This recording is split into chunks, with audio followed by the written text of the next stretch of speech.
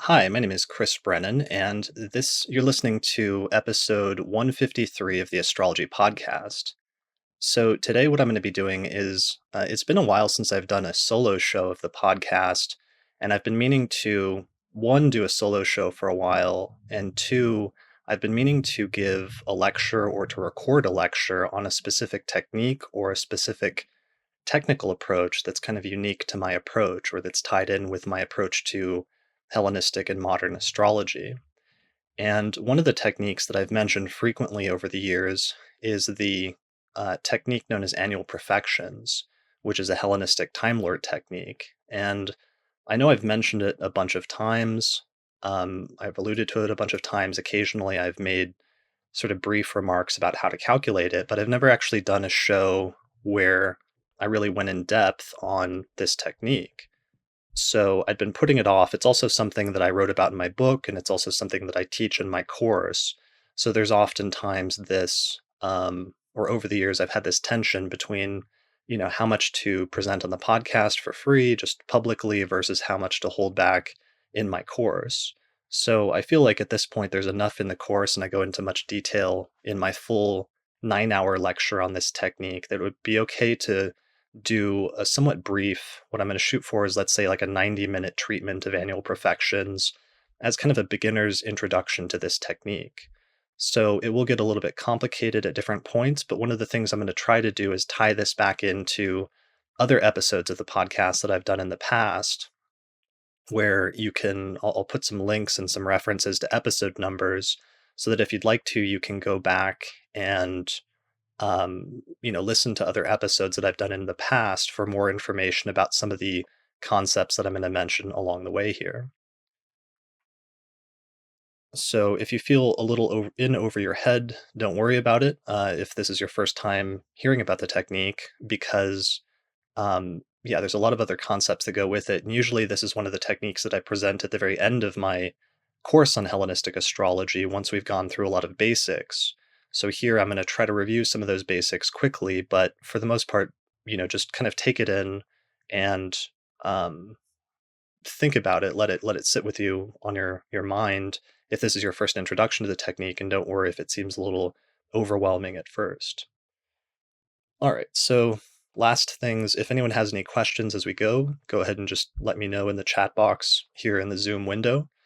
And yeah, let's go ahead and get started. All right, so for those listening to the audio version, I'm going to be sharing slides, and I'll probably share a PDF or a video with the slides, which will be available through the podcast website or through my page on YouTube. So you can go there if you'd like to see the visuals that are meant to accompany this presentation. Otherwise, if you're here watching this live or if you're watching the video version, you should see the slides along with a little window with my camera on.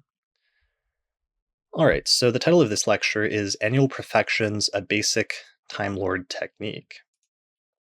And I'm recording this, I should say, on, what is it? It's Tuesday, April 24th, 2018. I started a few minutes ago, probably at like 1:05 p.m. in Denver, Colorado, and this is the 153rd episode of the Astrology podcast.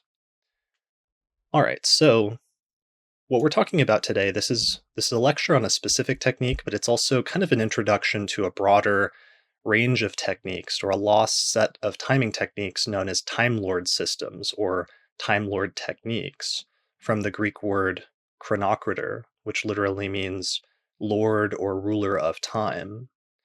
So it turns out that one of the things that's happened over the past 20 years, about 25 years ago, some astrologers in the West got excited about going back to recover some ancient techniques from Greek and Latin astrological traditions from about 2,000 years ago. And one of the things that they found, they didn't actually initially know what they were going to find during this process of going back and looking at old texts and translating them. But one of the things that they ended up finding is that there was this lost system of timing techniques known as Time Lord systems. So the Time Lord systems are important because the basic premise underlying just about all of them is that there's certain basic latent potentials in the natal chart that are indicated by the different placements in the natal chart and the different combinations, but not all of those placements are activated at all times. But instead, the placements lie dormant until the placements or the planets involved are activated as Time Lords, according to one of these techniques. So the Time Lord techniques are actually the Western equivalent of the Indian dasha systems. And the Indians have been using dasha systems for about 2,000 years now, at least, the most popular of which is called the Vimshodari dasha system. And while it's calculated much differently than this technique is, it has some similarities in the way that it's applied and used, especially in terms of the concept of the technique being used in order to activate the latent natal potential of certain planetary placements. So, um, one of the things that's interesting about that is just even though in the West we're just recovering some of these techniques now, the Indians have been using them for 2,000 years. So there's some interesting things that we actually could learn from the application of the Western Time Lord techniques by studying how the Indian astrologers still apply them to this day. So, as a result of that, a friend of mine named Kenneth Johnson and I actually recorded an episode very early on in the podcast on episode 30, where we talked about and compared how the Hellenistic Time Lord techniques are similar to in their application and sometimes different to the Indian Dasha systems. So you can see episode 30 of the Astrology podcast for that discussion I had with Kenneth Johnson a few years ago. So, in terms of discovering the Time Lord techniques or rediscovering them, Vedius Valens, who was an astrologer who lived in the 2nd century, mentions at least 7 Time Lord systems that he was aware of. So, there's actually several of them. And one of the problems with these systems is that most of them didn't survive into modern times. So, we're just rediscovering them now. Profections is actually one of them that survived in some traditions, but for the most part, it's not a well known technique like secondary progressions or transits or solar arcs are. And part of that, I think, is that the original application of the technique and the original way that it was applied was lost over the past 2,000 years. So, part of what I'm going to be trying to present to you today is the original approach to using this specific Time Lord technique. All right, so annual profections is actually the most widespread Time Lord technique that was used in the Hellenistic tradition about 2,000 years ago. So let's say roughly between the 1st century BC and the 7th century CE. This is the one Time Lord technique that almost every ancient author whose work survives either used or at least mentions in passing if they don't give an actual treatment of it. So there's some astrologers who just mention it very briefly, like Ptolemy. There's other astrologers like Vedius Valens, where he spends at least 3 books of his anthology going back and forth and revisiting the technique several different times and giving different modifications of it and showing different ways to use it. He also uses dozens of example charts in order to show us how he uses the technique. So for some astrologers, this was a really important and really crucial technique. Uh, Despite that, there was actually no name for the technique in the Hellenistic tradition, or they don't seem to have had a specific name for it. Some astrologers kind of refer to it indirectly as the technique that's used to determine the Lord of the Year, or the planetary ruler of the year. So, in terms of describing the technique, the name that we've given to it is partially just descriptive, because what you do in order to calculate it, and I'll just mention this briefly and then I'll come back to it in a slide or two, is that you just determine what the rising sign is, or what sign the ascendant is located in a person's chart, and then you count one sign per year from the rising sign, and whatever sign you come to when the count is finished, that sign and the ruler of that sign is activated as the Time Lord for the year. So that's why it was, and we'll go back over that, or we'll come back to that later, and I'll show some diagrams and some examples so that you can see how that's done exactly, or how that's calculated exactly. But basically, you're just starting from the rising sign, and you're jumping forward at a rate of one sign per year for each year of the native's life. So the term perfection that we use to refer to this technique, it actually derives from a Latin term that was used to refer to it, which is perfectio, which means a going away, setting out to a departure or to advance something. So it basically means to advance or to progress something at a certain rate. So perfections can actually be done at a yearly rate, at a monthly rate, or even daily and hourly. For our purposes, we're just going to be doing annual perfections, which is moving forward one sign per year. So that's why it's called annual perfections. And I apologize for the noise. I hope it's not too loud. That's like my neighbors, of course, vacuuming because I've decided to do a webinar today. So it's like Murphy's Law that whatever could go wrong will, but hopefully it'll be over in just a few minutes. All right, let's pause for a second and just like talk. So Arthur, do you have any questions first off in the chat box? So Arthur says, I'd appreciate a little bit about the sub-levels if there's time at the end. I'll see if we can get to it, but it gets a little bit complicated.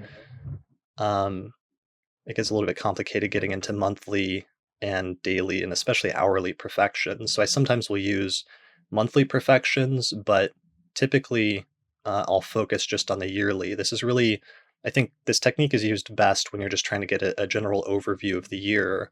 Although sometimes it can be useful doing the monthlies, it just gets a little bit complicated and a little bit overly complex. All right, so let's move on. So let's talk about calculating the technique. Let's imagine a chart that has the ascendant in Cancer. So we've calculated the chart and the ascendant is in Cancer. So in order to calculate perfections, the basic premise is that when you're born, whatever sign the ascendant is located in, that sign and the ruler of that sign become activated for the first year of your life. So if you have Cancer rising, then the zodiacal sign Cancer is activated for the first year of your life, basically from the moment you're born until your first birthday. Then the moon is also activated as the lord of the year for that first year of your life. So once you reach your first birthday, it jumps suddenly on the day of your birthday to the next sign in zodiacal order. And zodiacal order is always counterclockwise. So it jumps to, in this instance, Leo, which is the second sign from the rising sign. And it would activate Leo and the sun as in the next year of the person's life, from their first birthday until their second birthday. Then when they reach their next birthday, it moves to the next sign in zodiacal order, which in this instance would be Virgo. Then once that year is up, it moves to the next sign in zodiacal order, which would be Libra, and activating Venus, and so on and so forth. So it's actually a surprisingly simple technique because you're just jumping forward one sign per year for every year of the native's life. But even though it's almost deceptively simple, because even though it's very simple to calculate, the actual interpretation can get kind of complicated and kind of interesting, as we'll see later. So if you're just counting one sign per year from the ascendant, of course, eventually it's going to come back around to the ascendant when the native is 12 years old. So at 12 years old, the perfections complete the first cycle, and what it does is it basically comes back to the rising sign and then activates that sign over again at the age of 12 years old, and then repeats the 12-year cycle. So at 12 years old, the ascendant and the rising sign are activated again. At 13 years old, the second sign from the rising sign, or the second whole sign house, is activated again, and so on and so forth. So every 12 years, basically the cycle repeats and starts over again at the ascendant. So eventually at 24 years old, the perfection cycle comes back to the ascendant. At 36 years old, at 48 years old, and so on and so forth. So an easy way to calculate the technique is basically just to divide by 12 and always know that it starts out every 12 years again at the ascendant. So 12, 24, 36, 48, 60, and so on and so forth. So I've actually created a handy diagram that you can use to calculate perfections for the first 71 years or so of your life. And you can access it right now. I uploaded it to my website, so it should be available there right now at hellenisticastrology.com/profections wheel.pdf. So that's a PDF that you can print out, and you can use this in order to sort of memorize, um, depending on your age, what perfection year you're in. And this can be kind of useful because there's certain years of a person's life that are always associated with certain perfection years. So, as I've said before, 12 and 24 and 36 are also always first house perfection years where the rising sign and the first house are activated. But there's other perfection years that are easy to memorize as well. Like 18 years old, you can see over on the far right, is always a seventh house perfection year. Or let's say 21 years old is always a 10th house perfection year, and so on and so forth. So there's certain years that for everyone are going to be activating the same part of the chart, basically. There's another worksheet. So the other one's more of a diagram. This is more of a worksheet that I created for calculating perfections to make it even easier. So you can access this one at hellenisticastrology.com/perfections-worksheet.pdf. So with this, all you do is basically you just figure out in the top row what your rising sign is. And then in the left column, you find your age, and then you line up your age, and that helps you to find out what sign is activated for you in a given year. So it's basically just a quick and handy way of calculating annual perfections for any year in your life. And this is also a printable worksheet that you can use. So you can find it at that URL if you want to use it. All right, so there's a couple of preliminary things before we get into the interpretation of the technique. One of them is that I'm going to be using the traditional rulership scheme, and this is the original system, basically the symmetrical system for assigning each of the visible planets to different signs of the zodiac through the original rulership scheme. So with this, it basically assigns the sun and the moon, the two luminaries, to Cancer and Leo, and then the rest of the visible planets are assigned flanking out in zodiacal order based on their relative speed and distance from the sun. So Mercury gets the two signs on either sides of the luminaries, Gemini and Virgo. Venus gets Libra and Taurus. Mars gets Scorpio and Aries. Jupiter gets Pisces and Sagittarius. And Saturn finally gets the two furthest signs from the luminaries, which are Capricorn and Aquarius.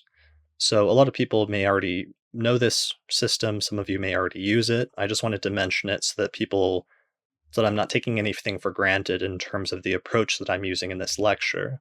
So even if you don't normally use the traditional rulership scheme, you may want to play with it and may want to experiment with it for the purpose of this technique, or at least I would recommend doing so, because you might find it more effective within the context of this specific technique.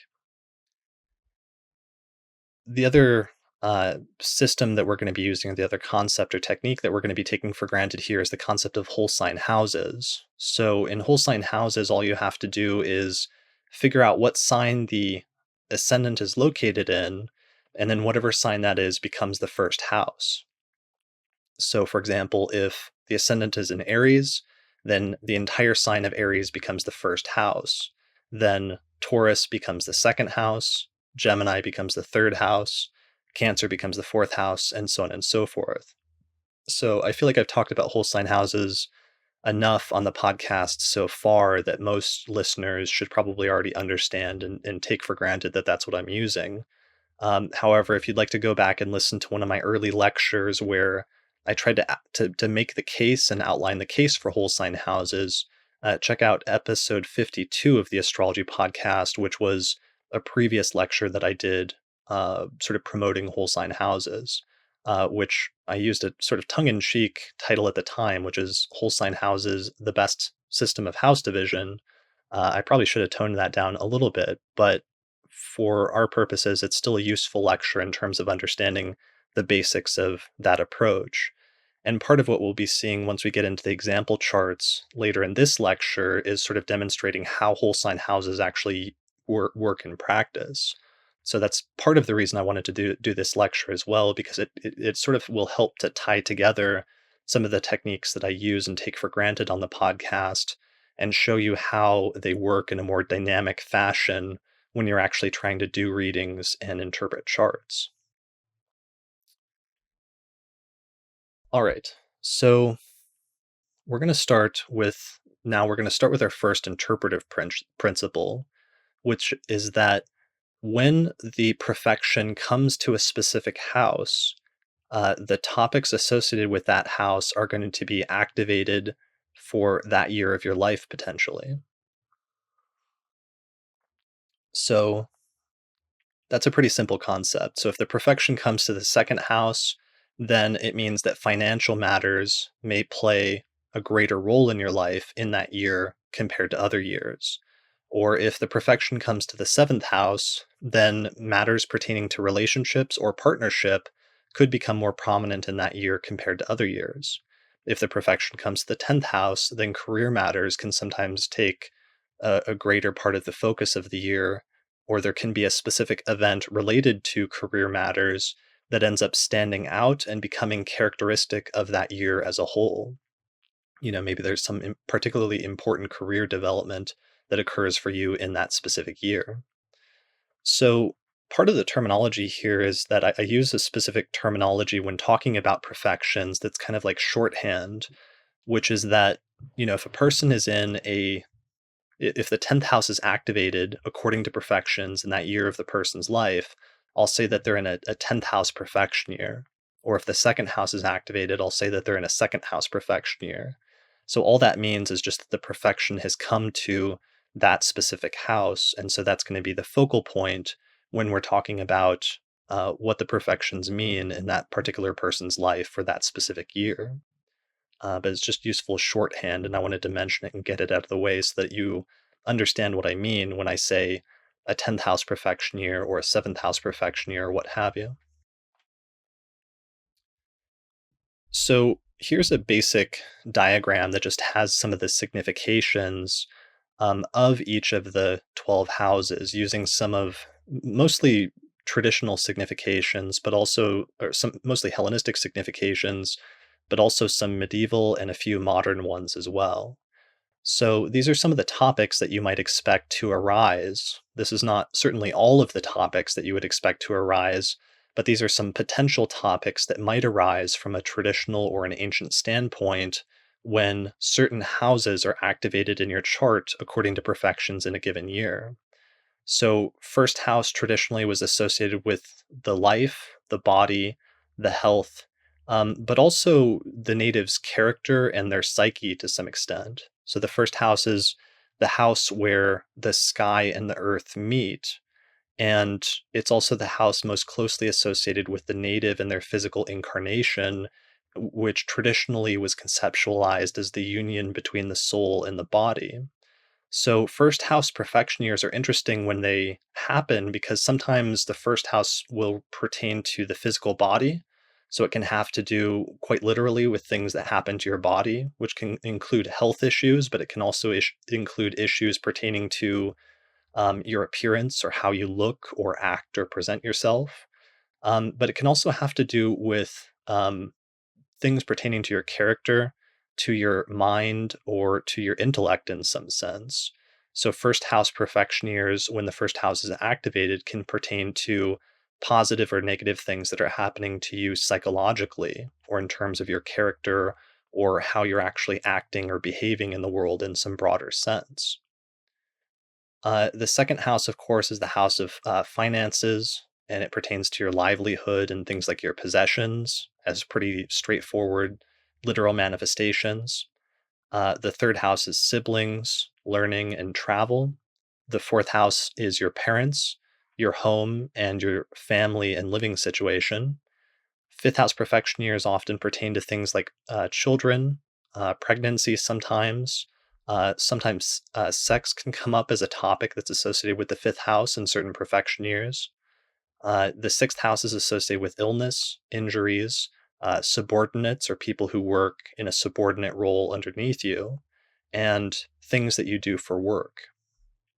The seventh house is relationships, marriage, partnership in a general sense, as well as other people in a general sense, like one on one relationships. The eighth house, death, inheritance, and financial matters that belong to other people or possessions that belong to other people is a common theme that comes up. Ninth house, travel, foreign places, foreigners, and education. 10th house, career, reputation, advancement, and superiors. 11th house, friends, groups, hopes, and alliances. And 12th house traditionally was loss, sickness, enemies, and confinement. So these are pretty straightforward, not getting into like deep sort of psychological or other type significations here, but sometimes just very straightforward literal manifestations of certain houses from a traditional standpoint. So let's look at some examples really quickly in order to show you what kind of things sometimes happen in certain profection years when certain houses are activated in the chart. So this is my first example. It's the birth chart of Lisa Marie Presley, and she was or is the daughter of the famous musician Elvis Presley. And Elvis actually died when she was 9 years old, but she didn't inherit his entire. She was his heir basically, but she didn't inherit everything from him. Her inheritance was held in a will or in a trust until she turned 25 years old, according to his will. So what's interesting about that is the day that she turned 25, she inherited Elvis's entire estate, which was estimated to be worth about $100 million. So that's interesting because if you do the profections, so I have the numbers written around on the outside of the wheel. So 22 is an 11th house profection year, 23 is 12th house, 24 is first house, and 25 is second house. So basically, as soon as she turned 25 years old, she switched into a second house profection year, and then suddenly that was the year in which she inherited the entire estate of her father who had died years earlier. So the general point is just that sometimes financial matters can become more important or can become the focal point of the year in second house profection years. So obviously that's not going to happen to everybody that has a second house profection year, nor is it going to happen every time a specific person has the same second house profection year.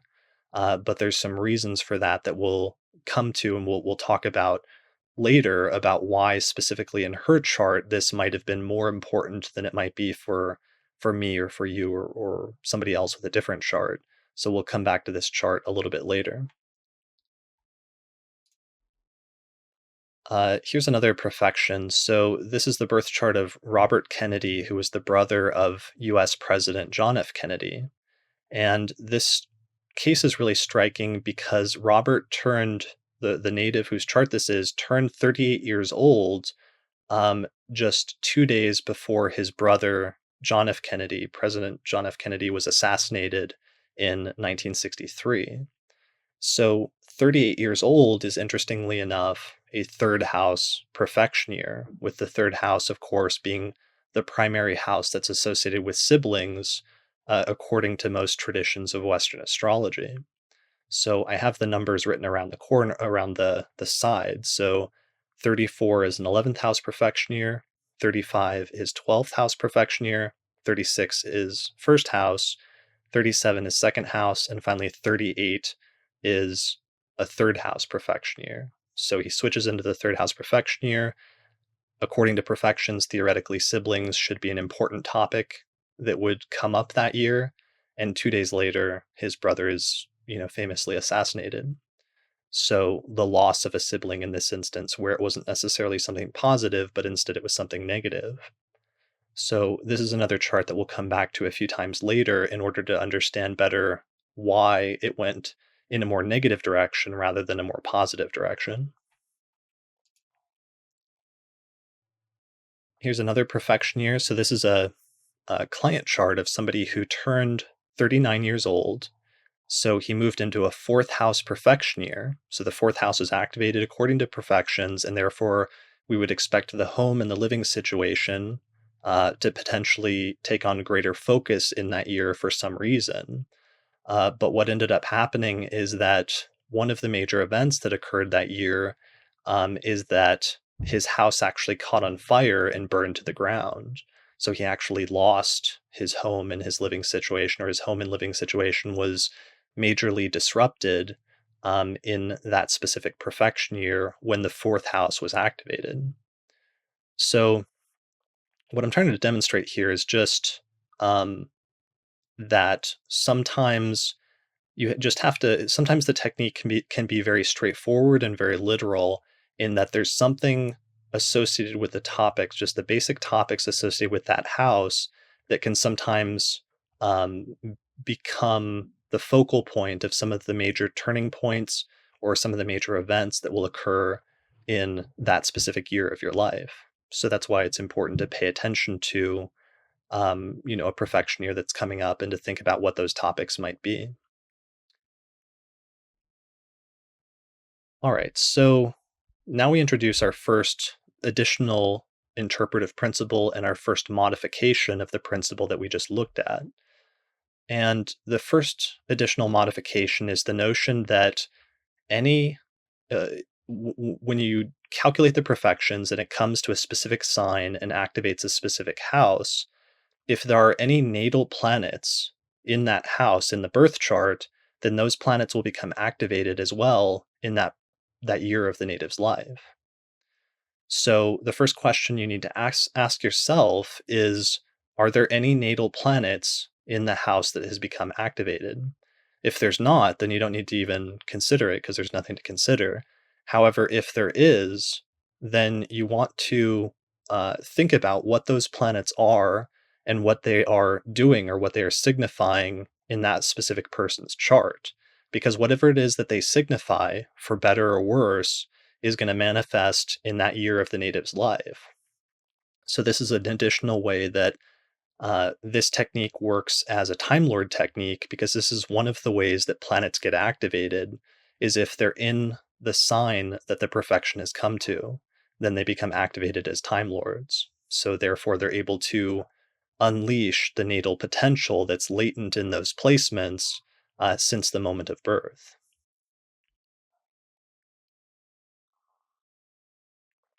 So there's a few things that you want to ask yourself in terms of what the planets are.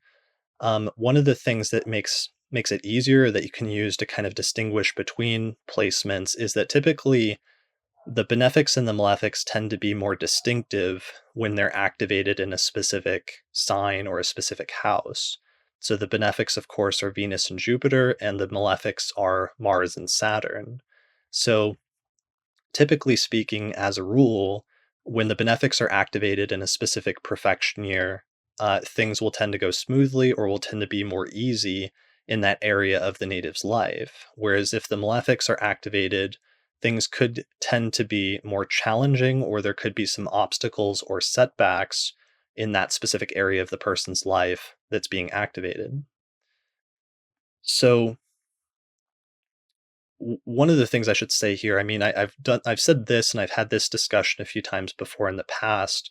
I know one of the first episodes I did with Mark Jones, we talked extensively about the concept of benefic and malefic planets and the usefulness of that concept in astrology. And one of the ways that I defended it is by saying that benefic and malefic typically pertains to the subjective experience of the native in terms of whether they're liable to experience the events in their life that occur at that point in time or in that particular area of their life as being more subjectively preferable or unpreferable. And that generally speaking, the benefics will tend to, when they're activated coincide with events that are experienced as more subjectively preferable, whereas the malefics will tend to be experienced as events and circumstances that are more subjectively, let's say, unpreferable. So we'll see here in some of the upcoming examples some instances of that. Now, that doesn't always mean that every time a benefic is activated that only good things are going to happen to you that year, nor does it mean that every time a malefic is activated that only bad things are going to happen. Because there are, for one, there's mitigating conditions, and you really have to take into account the condition of the planet in the birth chart in terms of determining whether the significations it's going to provide are going to be more constructive or more destructive. So, planetary condition plays a huge role here in terms of determining how the planet will express its significations. And we'll get into some conditions for determining that here in just a little bit, with things like sect, for example, is a major factor when you're looking at the benefics and malefics. So, there's some questions. So, Sheila says, do you consider outer planets like Pluto in the sixth house in a sixth house perfection year?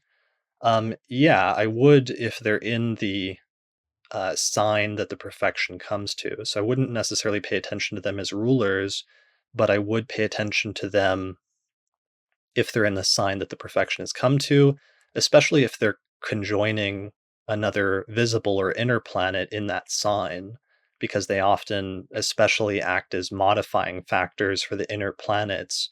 And that is like a relevant piece of information in terms of interpreting, if the perfection year comes to Venus and the person has Uranus conjunct Venus or Pluto conjunct Venus, that's going to characterize things a little bit differently when that Venus planet is activated compared to, if Venus doesn't have any outer planets configured to it, or if it just has Jupiter conjoining it or something like that.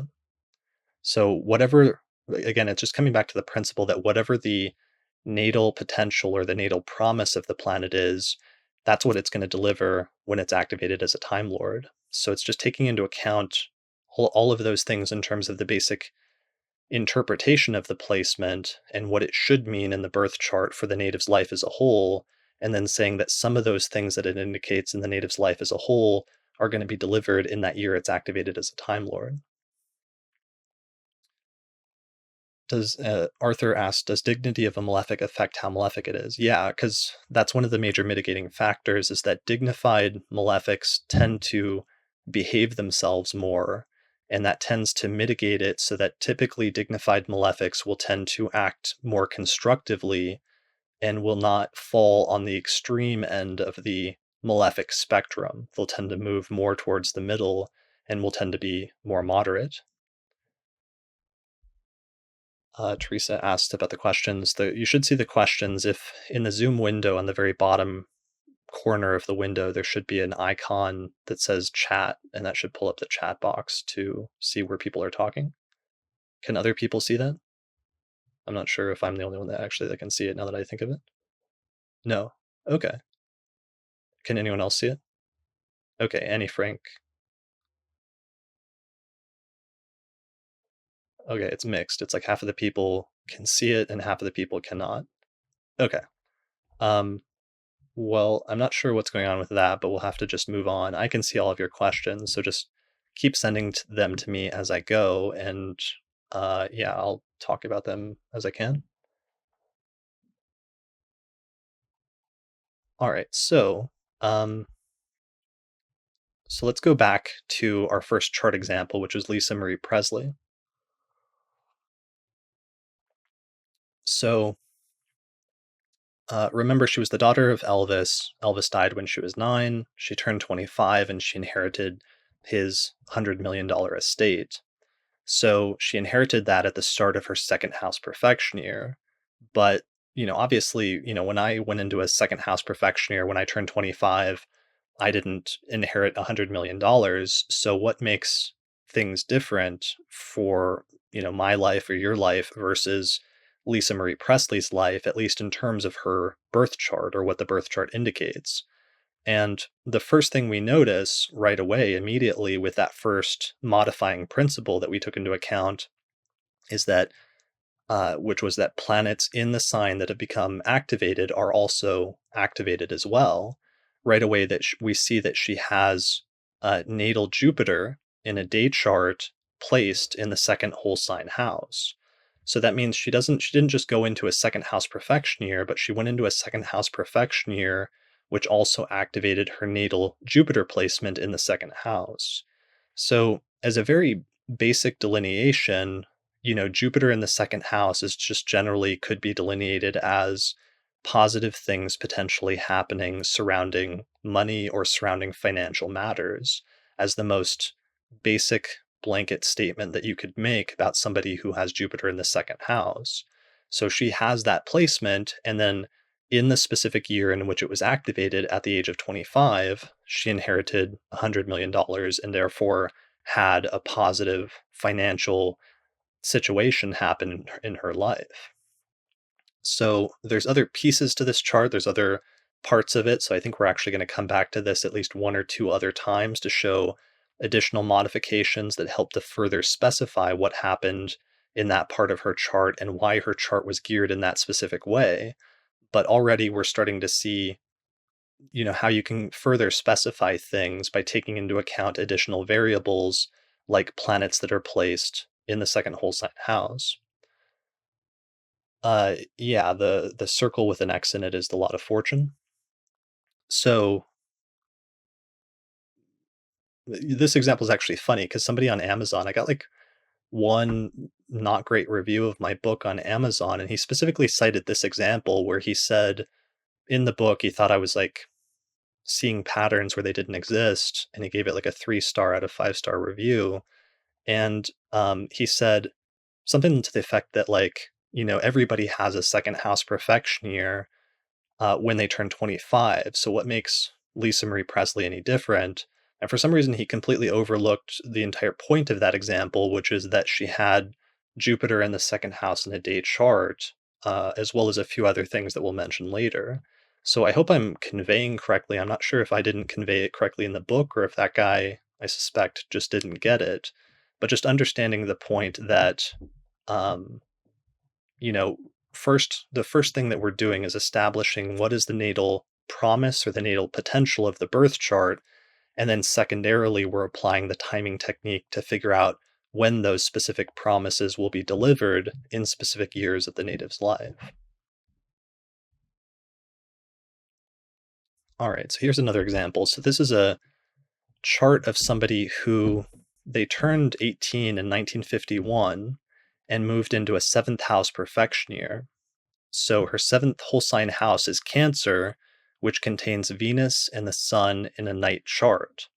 So in this year, she actually met her future husband and they began a relationship together in that perfection year. And what ended up happening is eventually they got married and they were married for more than 70 years. So they had a long and successful marriage together after that point. But the point of this example is that they met when she was 18 years old, and she had Venus in the seventh house in her birth chart. So there was already sort of a positive promise for relationships being an area of her life that would go well based on the birth chart. And then that was delivered when she met her future husband in the year in which that seventh house placement was activated. Conversely, a more depressing example. So this is the birth chart of former Vice President Joseph Biden, and he turned 30 years old. When he turned 30 years old, I think sometime in the 1970s, he similarly moved into a seventh house perfection year. However, unlike the previous example, he had, instead of Venus and the Sun in the seventh whole sign house, he had Saturn in the seventh whole sign house.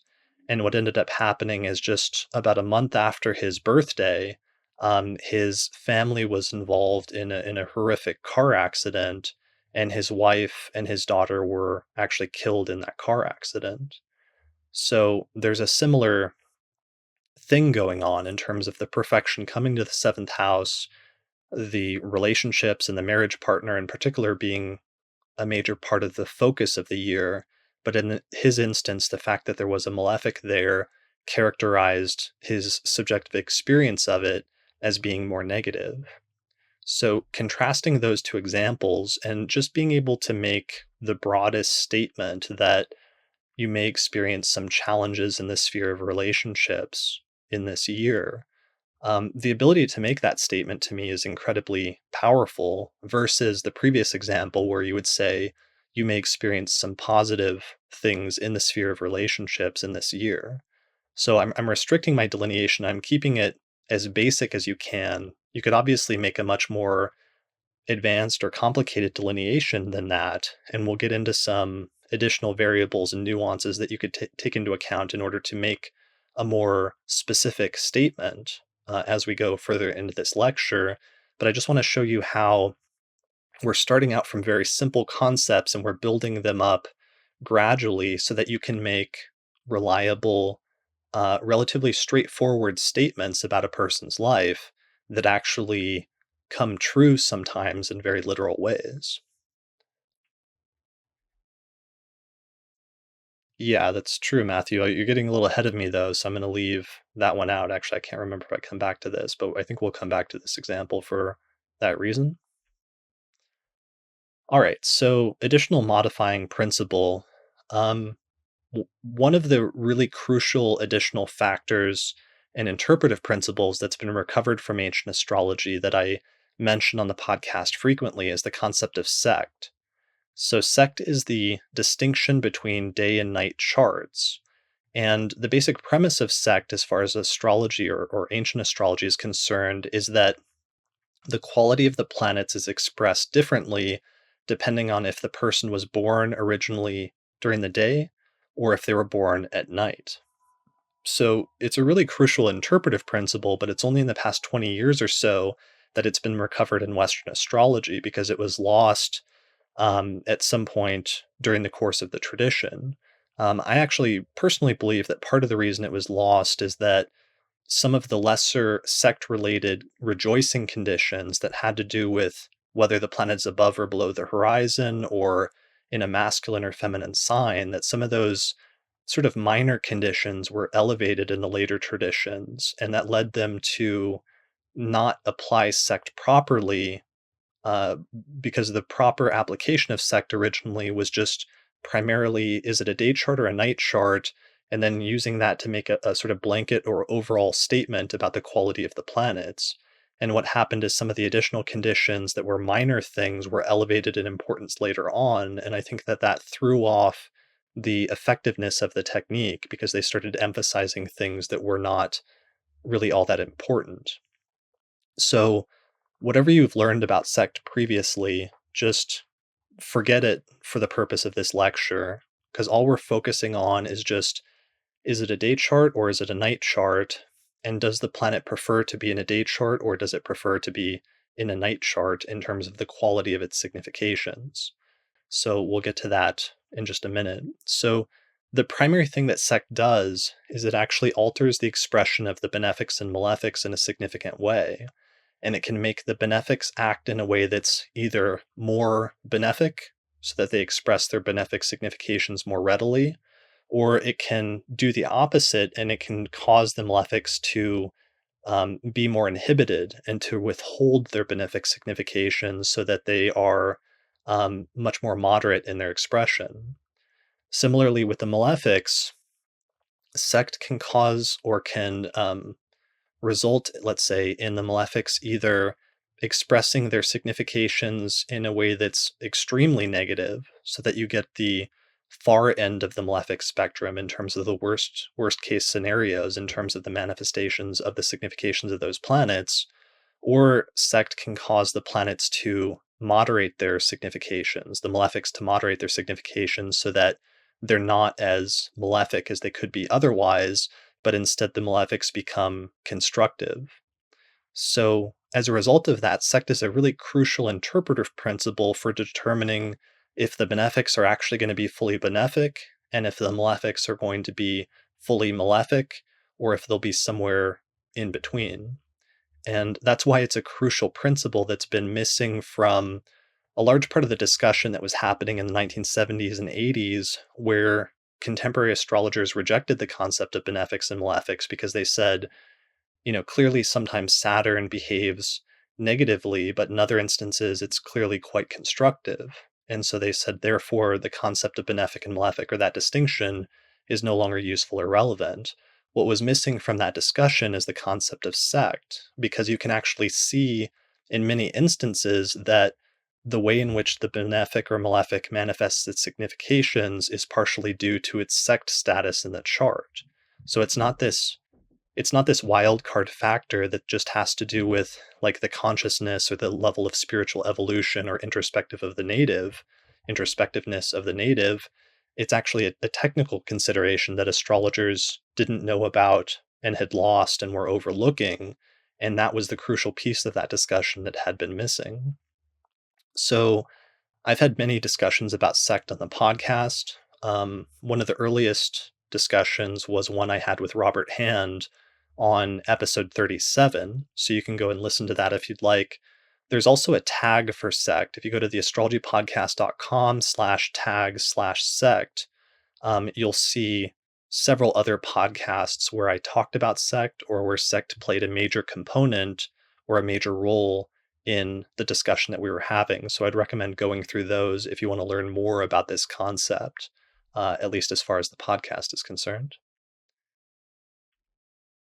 So sect is really easy to determine. Basically, the quick and easy rule is just that if the sun is in the top half of the chart above the exact degrees of the ascendant descendant axis, then it's a day chart. Whereas if the sun is anywhere below in the bottom half of the chart, below the ascendant descendant axis, then it's a night chart. So there's some additional details and nuances surrounding that. If the sun is really close to the ascendant or descendant, which means it's very close to rising or setting, we don't need to get into that here. The general principle, though, is just if it's in the top half of the chart, it's a day chart. If it's in the bottom half of the chart, it's a night chart. And the reason that that's useful, or the immediate way to apply that as a concept, is it helps you to identify what, according to sect, will be the most positive planet in the chart and the most negative planet in the chart. So generally speaking, the rule is this. All other factors aside, the most positive planet in a day chart is going to be Jupiter, and the most positive planet in a night chart is going to be Venus. Whereas conversely, the most negative planet in a day chart is going to be Mars, and the most positive planet or the most negative planet in a night chart is going to be Saturn. So that is a quick and easy rule. It sounds almost too simple, but it's actually surprisingly useful in practice. So I would recommend memorizing these assignments, because you'll find that it creates a quick and easy way for you to identify the planet that's going to help out and act as a positive influence in a person's chart, and the planet that's going to be or cause or correlate with some of the greatest problems or difficulties or obstacles in the person's life. And that can be very useful when you're first looking at a chart, whether it's your chart or a client's chart or what have you, if you're able to quickly identify the planets that are helping and the planets that are causing problems. All right, so let's return back then to our first example chart, where we see, again, we add an additional modifying principle. And one of the things that we notice in Lisa Marie Presley's chart is that she has the sun, you can see over on the far right, just a few degrees above the degree of the descendant. So as a result of that, she was basically born just before sunset, so therefore it was still a day chart. So because it was still a day chart, that means, according to our previous diagram, that Jupiter should be the most positive planet in her chart, and that Jupiter, of course, is placed in the second house. So again, it's an additional modifying principle, because what we see is that she wasn't just in a second house profection year. She wasn't just in a profection year where Jupiter was in the second house, but she was also born with a day chart, and therefore Jupiter was the most positive planet in her chart. So again, there's just an additional modifying factor that when you take into account can help you to understand further why that placement and its activation would have been particularly good for her compared to, let's say, if she had been born like an hour later after sunset, then Jupiter would not be the most positive planet in her chart, but instead Venus would. So therefore, that second house profection year might not have coincided with such a huge financial windfall from her or for her, but instead Jupiter's placement there in the second would have been more muted.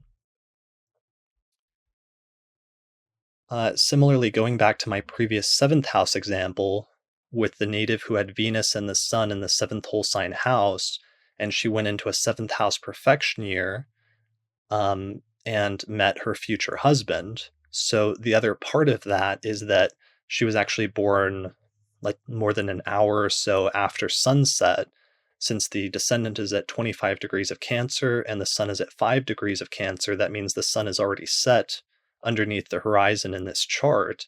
So she was actually born at night. So as a result of that, since she was born at night, Venus is the most positive planet in her chart. So one of the statements we would make right away, seeing that Venus is the most positive planet in her chart and it's in the seventh house, is that one of the areas of your life that's going to go the smoothest, or in which you're going to have some of the greatest, the most positive things happen to you, all other factors aside, is the sphere of relationships and marriage. And in point of fact, when that placement was activated, when she turned 18 years old, she began the most important relationship and positive relationship of her life, to the person that she would eventually get married to. Uh, Now, you can contrast that with this is another native who has the Sun and Mars in the seventh whole sign house in a day chart.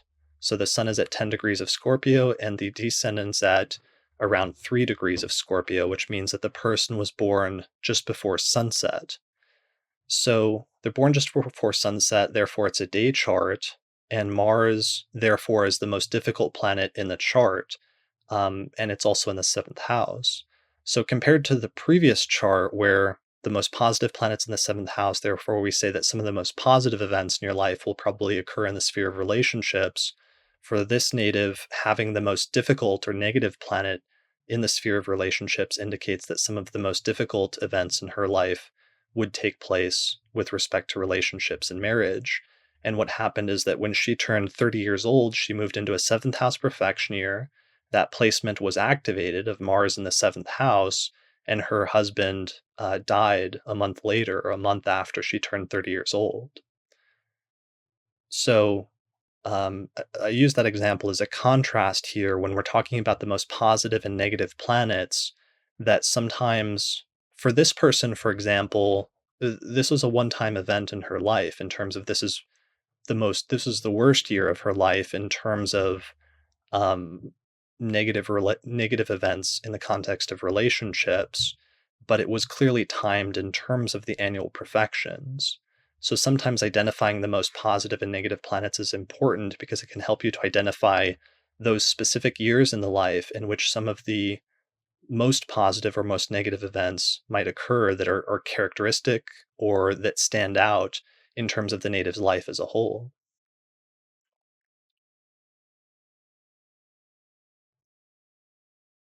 Yeah, that's also another good interpretive principle, Matthew, although you're getting a little ahead of me, so I'm going to skip that point for now, and possibly come back to it later. All right. Another example. So this is the birth chart of Charlie Sheen, who is a famous actor. So he was 45 years old starting in September of 2010, and he moved into a 10th house profection year. So his 10th whole sign house is Pisces, the 10th sign from the rising sign, and he has Saturn there, but it's in a night chart. So his sun is down in the fourth house in the bottom half of the chart, so we know it's a night chart. He has Saturn in the 10th, so that's going to be one of the more difficult areas or difficult placements for him. And in that year, it got activated.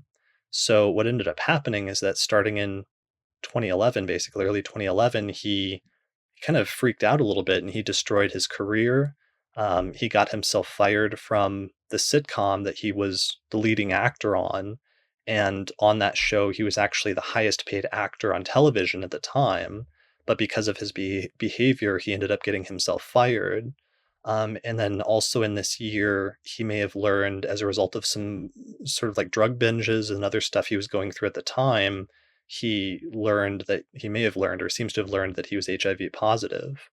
So, one of the things I'm pointing out with this example is that dual sort of indication that I was talking about with the first house at the beginning of this lecture. Since we're perfecting from the ascendant or from the first house, Sometimes what we're talking about is things that pertain to the body, and other times we're talking about things that pertain to the person's character and their actions.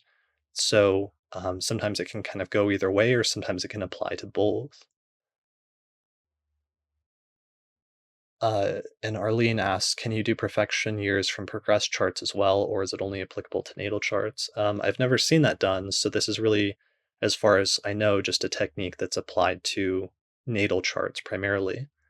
I have seen some people apply it to event charts or like electional charts for businesses or marriages or corporations or things like that, but that's still more like a natal chart or perfecting from a fixed natal chart.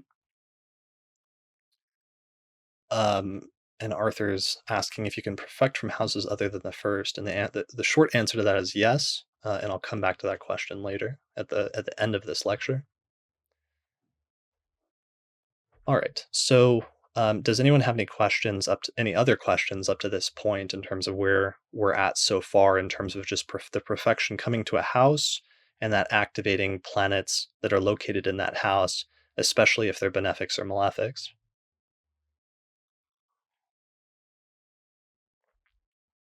No. Okay. Pretty straightforward stuff so far. All right. So the next additional modification of the technique that we're going to introduce is one that I've already mentioned in passing, but basically, when the perfection comes to a specific sign or a specific house, of course, using whole sign houses, the houses and the signs are one and the same. They coincide exactly on top of each other. But when the perfection comes to a sign slash house, the ruler of that house also becomes activated. And that planet is the one that's known as the Lord of the Year or the planetary ruler of the year, or otherwise basically just the Time Lord for the year. It's the planet that rules the house that has become activated. So, what I mean by that is that if the perfection comes to the seventh house, and let's say Gemini is on the cusp of the seventh house, then Mercury, the ruler of Gemini, becomes activated as the Time Lord for the year because it's the ruler of the seventh house and it's the ruler of Gemini. Or if the perfection comes to the 10th house and Aries is on the cusp of the 10th house, then Mars will become activated as the Lord of the year. So according to this technique, even though when the perfection comes to a sign, it will activate planets that are in that sign. It's really the planet that rules the sign that is the primary time lord for the year, and that's the one that you end up paying the most attention to ultimately in the end most of the time, is the planet that rules the sign that the perfection has come to. So, what you need to focus on then, once you've figured out what planet is the Lord of the Year, is what is the condition of that planet in the natal chart? Because again, the basic premise of this technique is that what's going to manifest at that time is simply whatever was promised in the birth chart based on the condition and the placement of that planet. So basically, you want to ask yourself questions like, is the ruler of that house in a good condition or is it in a bad condition natally? Is it, let's say, afflicted, or is it the opposite of afflicted, which is to be bona fide? Is that planet closely aspected by benefics, or is it closely aspected by malefics? There's a bunch of different considerations like that for determining planetary condition in ancient astrology that become hugely important at this point because, again, if the planet is just going to manifest whatever it indicated in the natal chart, then you want to be able to find out exactly what that planet was promising in the natal chart based on its condition. But you can't do that unless you understand the basics of basically what indicates a well-positioned planet in a chart versus what indicates a not well-positioned or a poorly positioned planet in a birth chart. So that's obviously something that's a little bit beyond the scope of this lecture. I do the full treatment of that is something that I deal with in the middle of my Hellenistic course, where I have a long lecture that deals with the original 7 conditions of what's called bonification and maltreatment. So you can find out more information about that on the course site. Looks like there's some questions. So Karina asks, are you familiar with Abu Mashar's special treatment of the sun and moon as lords of the year? He seems to not use the sun or moon as the lords of the year, but uses substitutes based on a confusing set of rules. I don't think I was familiar with that, but I don't. That's not the approach that I follow. Just because I have lots of example charts where a person comes to like a Cancer profection year and the moon is clearly activated as the lord of the year, or a person comes to a Leo profection year and the sun is clearly activated as the lord of the year, and its condition in the chart ends up indicating what types of events occur in the life at that point. So I feel pretty safe using the luminaries as planetary rulers. Sure, yeah, that would be great if you could send me that. Okay. And I might be overlooking other questions if people aren't putting them in the chat box. Okay, yeah, I see now. There's also a Q&A. And it looks like most of these I've already answered.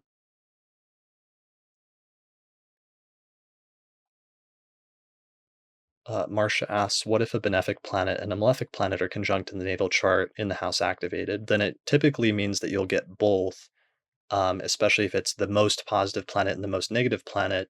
You'll tend to have a year in which there's both extremes, in which some of the best events happen and some of the worst events happen. So that's like the year where you attend a wedding and a funeral type situation.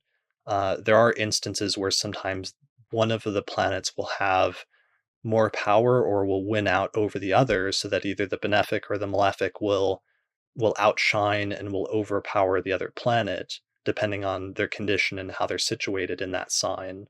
But again, then it just really comes back to the conditions of the planets and how they're situated. And somebody asked, Catherine asked about the URL of the second PDF. So the URL for that was just hellenisticastrology.com/profections worksheet.pdf. Let me see if I can put it in the chat. There we go. So it should be in the chat box now. All right, so we are back to the Lord of the Year. So the condition of the Lord of the Year oftentimes will indicate the outcome of the year or what the ultimate outcome of the year will be. So going back to, I think, what my second or one of my early example charts of Robert Kennedy, where we saw that he turned 38 years old, he moved into a third house profection year, with the third house being associated with siblings, and then 2 days later, his brother was assassinated or was famously killed. Um, Part of the reason why he experienced a negative outcome in that third house profection year rather than a positive outcome was the condition of the Lord of the Year. So if you look at the sign in the house that's activated, we see that Cancer is activated. There's no actual planets in the third house. He does have the North Node there and he has a lot of fortune there, but otherwise there's no planets there. So then we look to the ruler of that sign. And the ruler of Cancer is, of course, the moon. The moon in this chart is placed in Capricorn at 28 degrees of Capricorn conjunct the south node. It is in the same sign as, and it's separating from a conjunction with Venus and Jupiter, which is quite positive. But the problem is that if you look at the very next aspect that the moon makes, the moon at 28 degrees of Capricorn is actually applying to an out of sign square within just a few degrees to Mars, which is at 4 degrees of Scorpio in the seventh whole sign house in a day chart. So, because it's a day chart, Mars is the most difficult planet in the chart, and the moon, as the ruler of the third house of siblings, is applying directly to a challenging aspect, a square, with that malefic planet. So, what happened is that when the moon was activated as the Lord of the Year in that third house perfection year, in one of the years of this native's life, he famously and tragically lost a sibling under very Martian type circumstances where he was shot, basically. So yeah, there's other things we can take into account. Patricia, for example, points out that the moon is also in detriment. That's relevant as well. There's a few other relevant pieces. It's not like this is the only thing, or that I'm even giving all of the different pieces or variables, or that there aren't other techniques that would show overlapping important indications at that point in time. But the point here is just showing that sometimes profections can very quickly, in a very straightforward and sort of black and white fashion, can really identify some of the most important placements and some of the most important themes in a given year. So Matthew says, do you regularly use out of sign squares in Hellenistic astrology? In some instances, especially if it's very close, like within 3 degrees. Although for planets like the moon, where even from a Hellenistic perspective, the range of application or the orb for the moon was much wider, where they paid attention to 12 and 13 degrees applying aspects for the moon. If there's an aspect that's going to complete within 12 to 13 degrees, I'll definitely pay attention to that for the moon, even if it's out of sign, because in this instance, that actually ends up being a condition of maltreatment. So in my lecture on the 7 conditions of bonification and maltreatment that come from the first century astrologer Antiochus of Athens, one of the conditions is applying to an exact square or opposition with a benefic or malefic within the range of orb of that planet, which for the moon is 13 degrees. So the moon is actually the most poorly positioned planet in this chart because it's being maltreated by Mars, or it's being afflicted, is the later term for maltreatment. All right, so let's keep moving. My other example of the Lord of the Year and why it's so important to pay attention to the condition of the ruler of the year is the rapper Dr. Dre, who we actually have a birth chart for. He made an estimated $620 million in 2014 when the company that he co-founded, which was Beats Electronics, which is like the headphone company that got really popular a few years ago, was sold to Apple Computers. And Dr. Dre himself made $620 million in just that year from the sale of that company. So, according to reports at the time, this was actually more than any musician had ever made in a single year. And this happened in 2014. He turned 49 years old that year in 2014, earlier that year. And thus, at 49 years old, is actually a second house profection year. So in his chart, and this is a exactly timed chart from the birth certificate, he has Gemini rising, and Cancer is the second whole sign house. So the ruler of Cancer is the moon, which is at 7 degrees of Libra in this chart, and it's actually applying to a trine within 13 degrees. So the orb that I'm using for the moon, 13 degrees again, it's applying within 13 degrees to a trine with Venus. And that trine with Venus is made more positive because there's also reception, because the moon is in Libra, which is one of the signs that Venus rules. So what we have is the ruler of the second is actually very well placed in the chart because it's in the fifth whole sign house, which is one of the most positive houses. It's applying to a benefic. It's applying to a benefic by a trine, which is the most positive aspect of all of the possible aspects. And there's also reception because the moon is in Venus's sign, which therefore creates a closer affinity between the moon and Venus. So there's the potential there for very positive financial indications because the ruler of the second is so well placed. But it was in the year in which he moved into that second house profection year that he made what presumably will be the most money in a single year in his lifetime.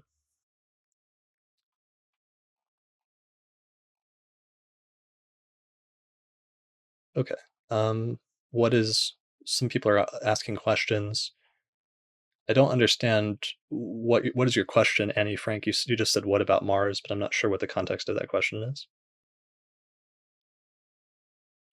And Karina says if the moon were squaring Venus, would it still be bona fide? Yeah, it wouldn't be as positive, but if it's a square, especially with reception, then it's still a benefic applying to, or it's still a planet or a significator applying to a benefic. It would not be necessarily as positive, though.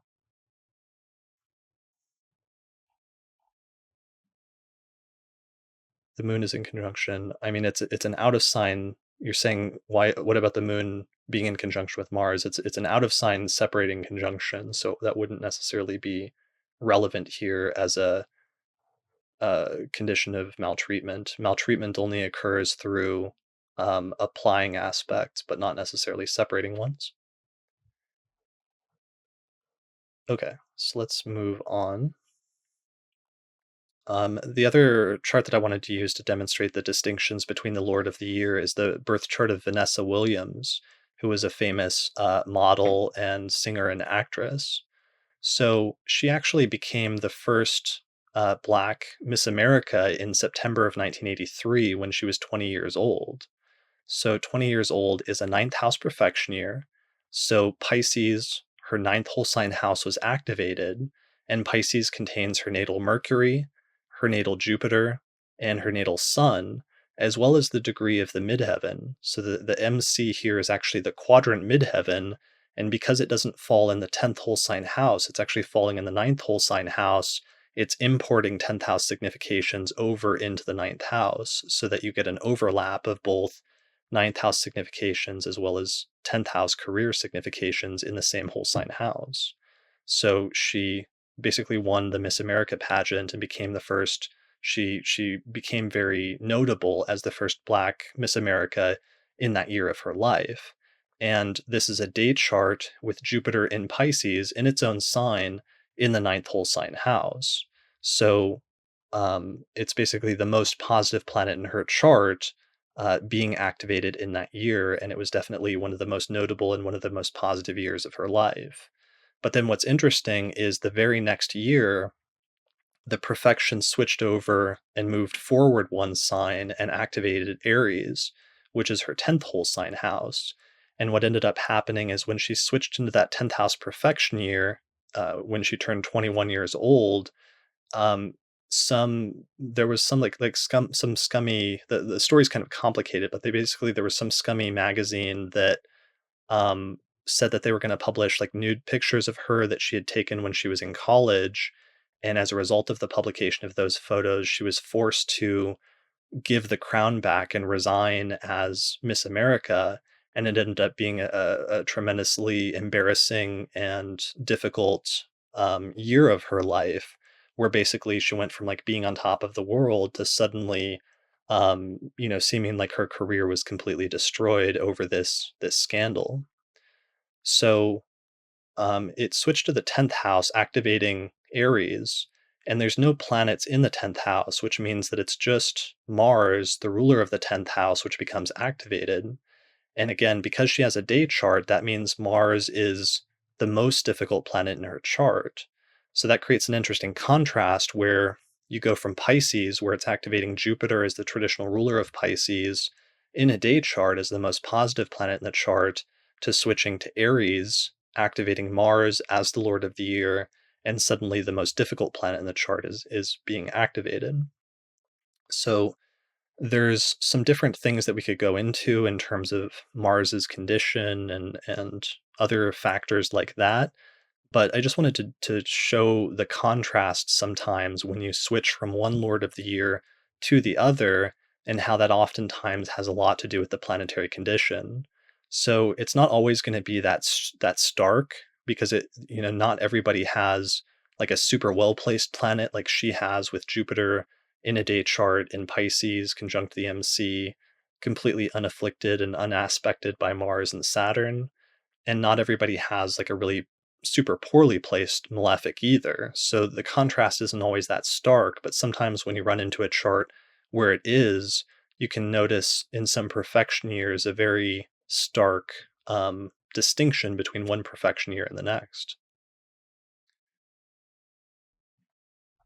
Linda asks, what if the ruler of the year is retrograde in the natal chart? Retrogrades sometimes traditionally in the Hellenistic tradition were interpreted as delays. So sometimes it can just indicate a delay in the manifestation of the significations of the planet until later in the year. All right. So there's a bunch of conditions that traditionally, it's like these are all the conditions in the Hellenistic core. In my Hellenistic course, we build up to, and we go through a bunch of different steps that you learn initially, just in terms of understanding what the condition of a planet is in the natal chart. And so this is just like a quick list of some of the things that you might want to ask yourself or try to take into account as you're trying to determine the condition of the Lord of the year. So things like, is the planet a benefic or a malefic? Is the benefic or malefic, is it in a chart that matches its preferred sect status, or is it in a chart that's the opposite to its preferred sect status? What is the zodiacal dignity of the planet? Is it in its own sign or exaltation? Or conversely, is it in the sign of its depression, the sign of its fall, or the sign of its detriment?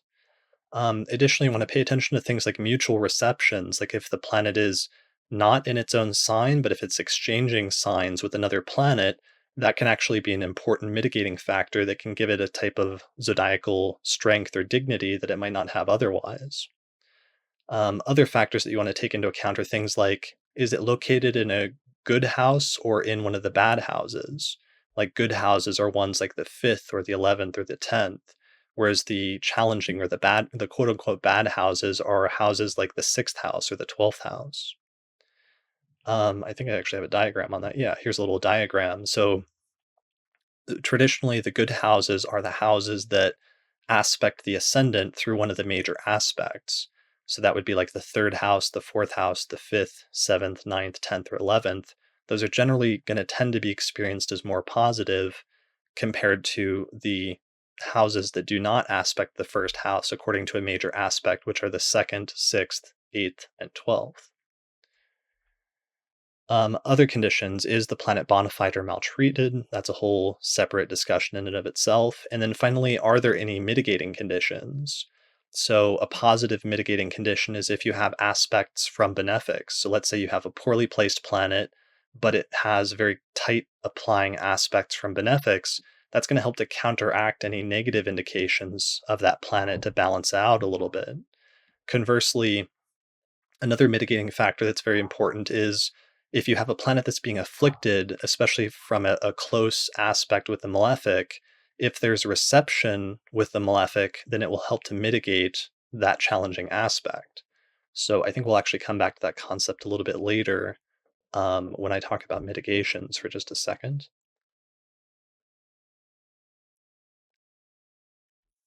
Yeah, that's another question that'll come up later. Okay, well, and here's the actual slide. So mitigating conditions. You've got to pay attention to mitigating conditions because this is one of the things I think that it initially puts people off of studying traditional or older forms of astrology because there's a lot of things that are stated in extreme terms, like in terms of like worst case or best case scenario, and there's a lot of things that sound very black and white, like it's either positive or negative. But the thing that people often overlook is the importance of mitigating conditions because it's the mitigating conditions where you get many of the shades of gray in between and you get planets that are moderated or counteracted for better or worse. And that plays a very important role in terms of specifying the conditions by which something can either be pushed towards the extreme for better or worse, or can be made somewhere in the middle, somewhere more moderate.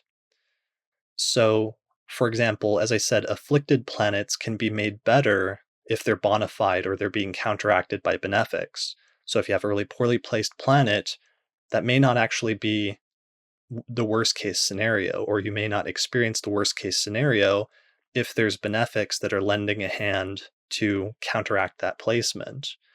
Conversely, if you have a really well placed planet, um, it still might not be the best possible scenario if that planet is being made worse by being afflicted by malefics.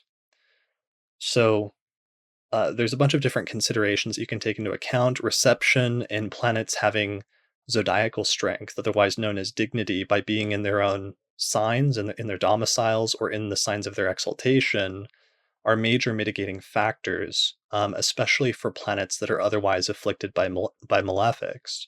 So this isn't the lecture to get into like a full treatment of benefics and malefics. And luckily, if this is a concept that's new to you, I had an amazing discussion on episode 28 with an astrologer named Michael Ofek, where we talked about a ton of different mitigating conditions for planets according to traditional astrology.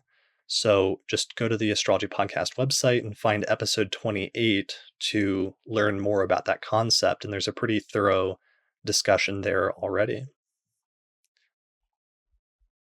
All right, so before we move on to the next interpretive principle, does anyone have any questions um, before we move on?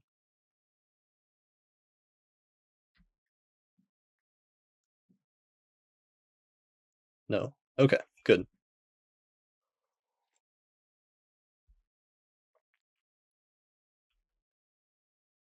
All right, so I don't know if this is the last. This is one of the last interpretive principles that I wanted to introduce for the purpose of this lecture, which is just um, so we've already introduced the idea that you want to pay attention to the condition of the planet that has become the Lord of the Year.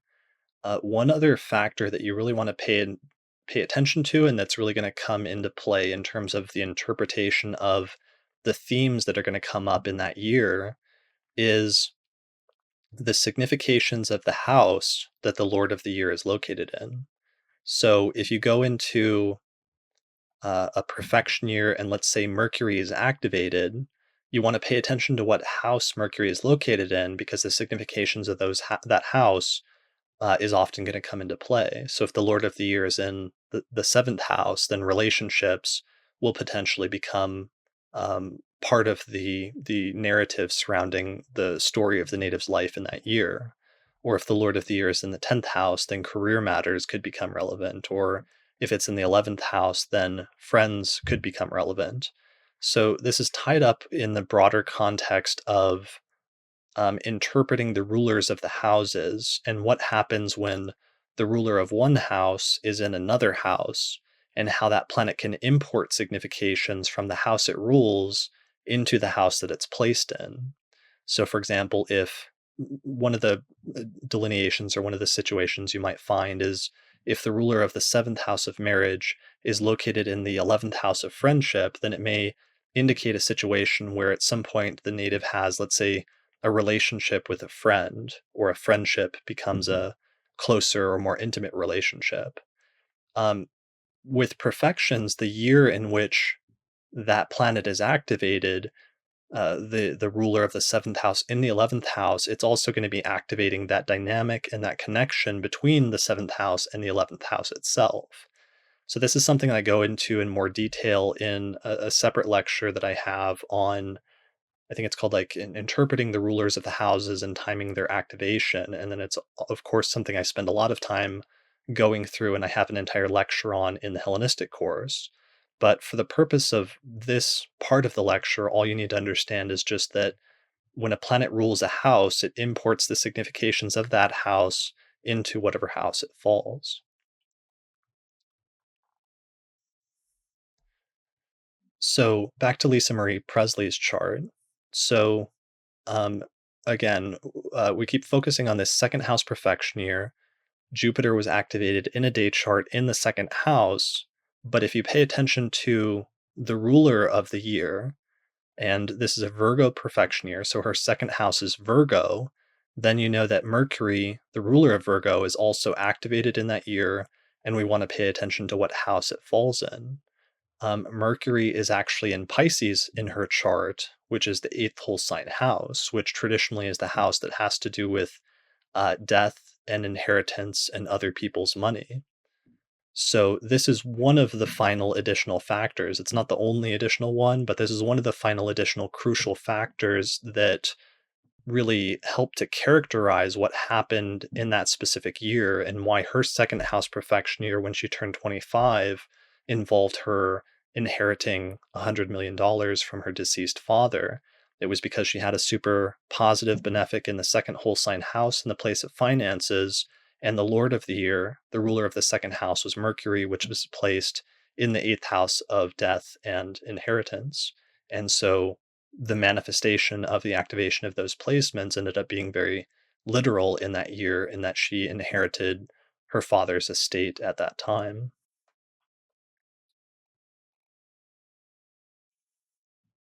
So another example, this is the birth chart of Steve Wozniak, who founded Apple Computers with Steve Jobs in 1976. So um, in part of it is that at that time he was 25 years old. So he was 25 years old, and 25 years old is a second house profection year. So it's similar to the previous chart where Lisa Marie Presley was in a second house profection year, and the ruler of the second house was in the eighth house, and therefore she inherited a bunch of money from her father. This is somebody else who turned 25 years old, and he moved into a second house profection year. His second house is Libra, which is ruled by Venus, and Venus is actually placed in Cancer in the 11th whole sign house, which is the place of friends. So he has a basic setup in his chart where the ruler of the second house of finances is located in the 11th house of friendship. Venus is also incredibly well placed because it has a superior sign based trine from Jupiter, which is in Pisces, which is actually a condition of bonification according to the Hellenistic tradition. And Venus is otherwise not afflicted by either of the malefics. It's also conjunct its domicile lord, which is the ruler of the 11th house, which is the moon. So what happened is that he founded this company with his friend, who was Steve Jobs. And as a result of this partnership, basically, this financial partnership with his friend, Steve Wozniak, the native, became incredibly rich as a result of it. So the most general delineation you could sort of put together for that, for the ruler of the second house and the 11th house, is that somehow your finances are going to be tied up with your friendships.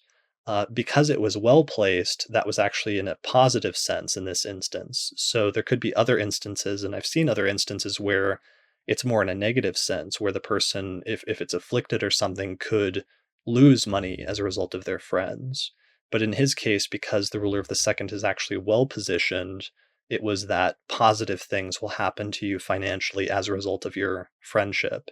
And in the second house perfection year in which that was activated, that was the start of that sort of full-fledged financial partnership.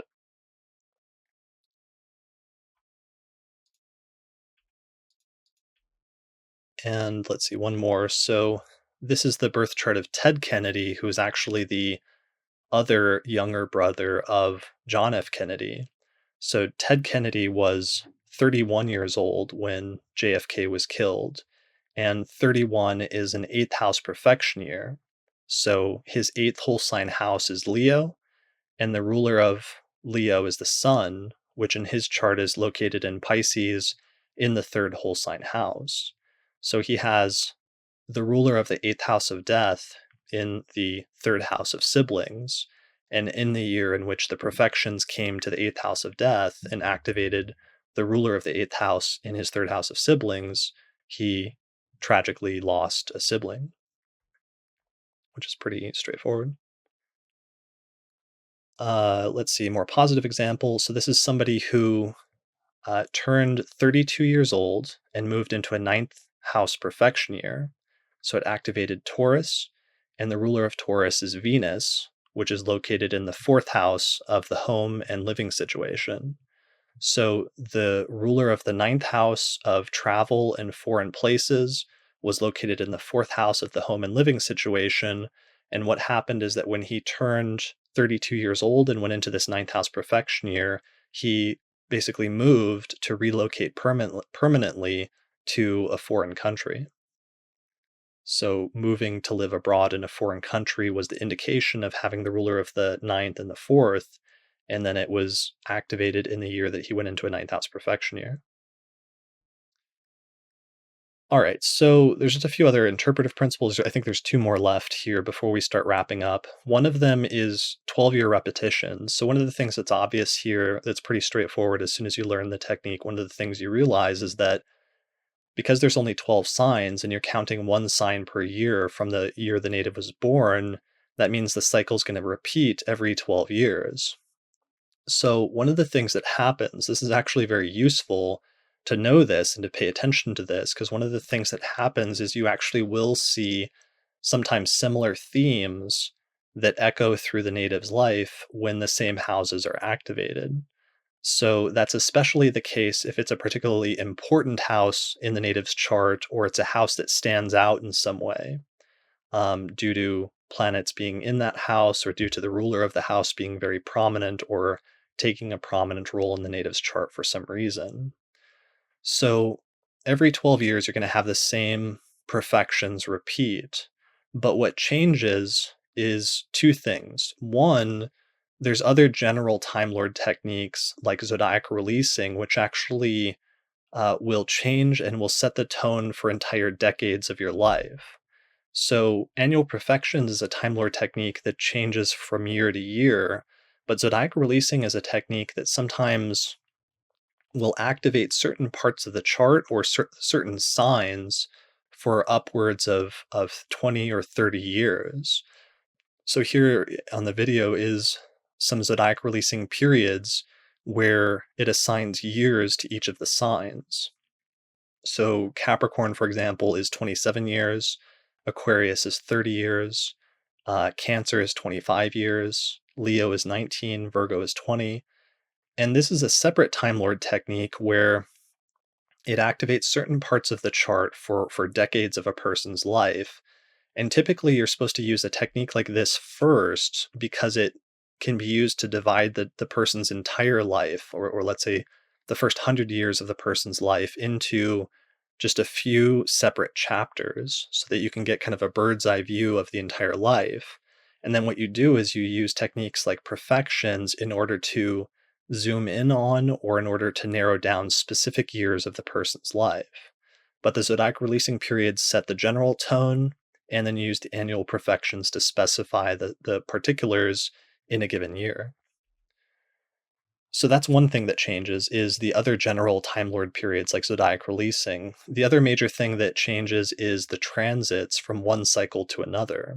So, in one, let's say one profection year, you might be going through a 10th house profection year where the focus is career, and you might have, let's say, Jupiter transiting through the 10th house at the same time.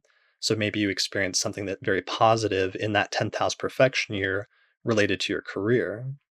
But in another profection year, let's say 12 or 24 years later, when you again have the 10th house activated, you might have, a Mars Saturn conjunction by transit that goes exact in your 10th house in that year. And in that year, you might experience more challenges or difficulties or setbacks within the context of the 10th house, because the transits at the time are emphasizing challenging significations and circumstances rather than more positive ones. So the transits have the power typically to intensify, or sometimes even to counteract, certain indications that are in the birth chart. But typically, you'll still see a broad repetition of similar themes and similar circumstances based on the profection years, but it can be altered and offset basically based on the transits. And that's transits through the sign that's become activated, as well as transits to the Lord of the Year.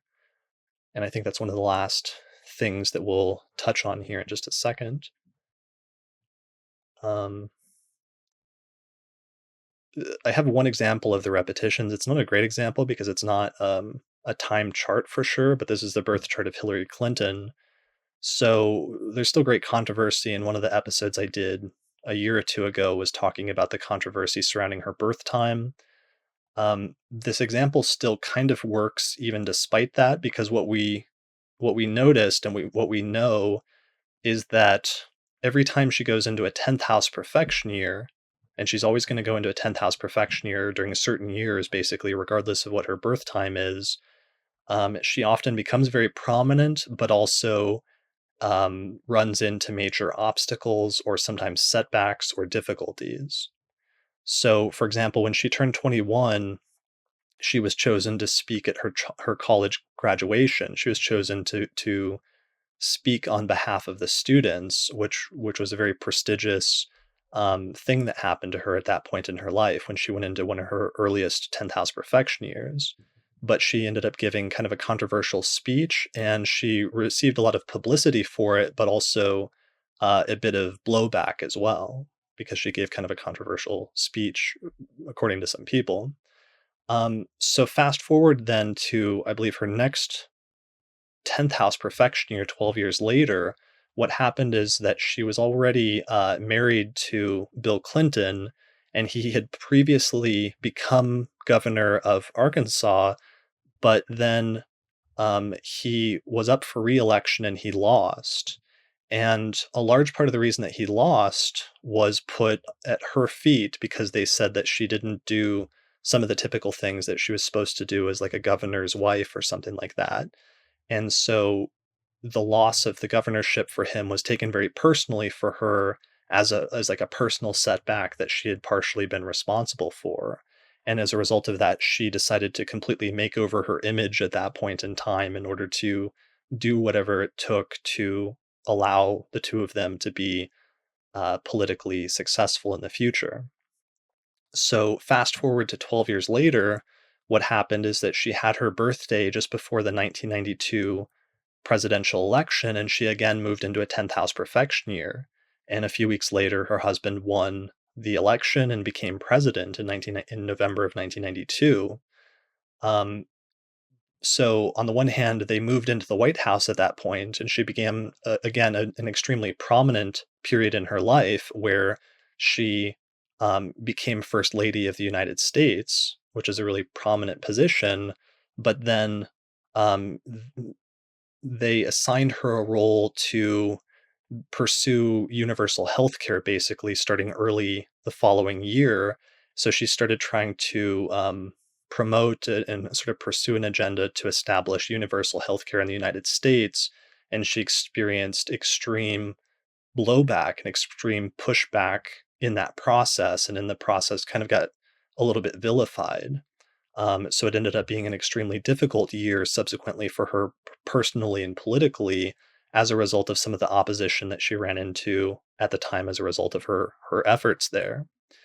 So that was 1992, and then finally she did another 12th house profection year that we'll skip over in the mid 2000s, and finally she went into another 10th house profection year starting on her birthday in October of 2016, and then a few weeks later, uh, like 1 or 2 weeks later, she lost the presidential election in November of 2016 to Donald Trump, thus beginning the following profection year where yeah, she had to, figure out what to do after losing the presidential election. So, one of the issues, of course, one of the reasons I always gravitated towards the Scorpio rising birth time, which is the 8 a.m. birth time for her, is that it puts that Mars Pluto Saturn conjunction in her 10th whole sign house, which would mean that it's that conjunction that's getting activated every time she moves into these 10th house perfection years, which of course would make a little bit of sense based on what we're seeing, where there are periods of extreme prominence, but also of extreme difficulty and hardship and loss in some instances. But we don't know because there's other birth times floating around. There's one person who's talking about the 8 p.m. time working as well. And there may be some way in which that's relevant. I don't really know. And I'm not sure if we're ever going to find out unless the birth certificate is released at some point in the future. But regardless, even without the birth time, we know that it's always in these 10th house perfection years that the same scenarios or the same situations keep happening. And you can see the similar repetitions in her life. So, of course, there's variations at different points based on the transits. And sometimes it's intensifying the negative placements, and other times it's easing them and making them not so bad so that the prominent things win out over the negative things. But you can still see a sort of similar repetition that goes throughout the person's life. And honestly, that's one of the keys to using annual profections as a predictive technique is through going through the person's past history and figuring out what the repetitions have been in 12-year increments whenever certain houses are activated.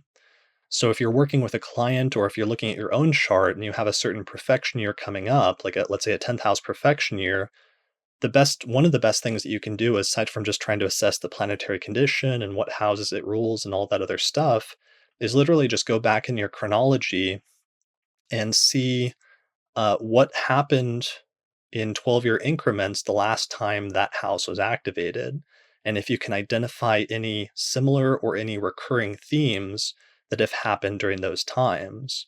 Because if you can, and if there is a strong theme that comes forward, then oftentimes you can use that in order to infer some of the themes that are likely to become prominent in the following year when that profection is activated again.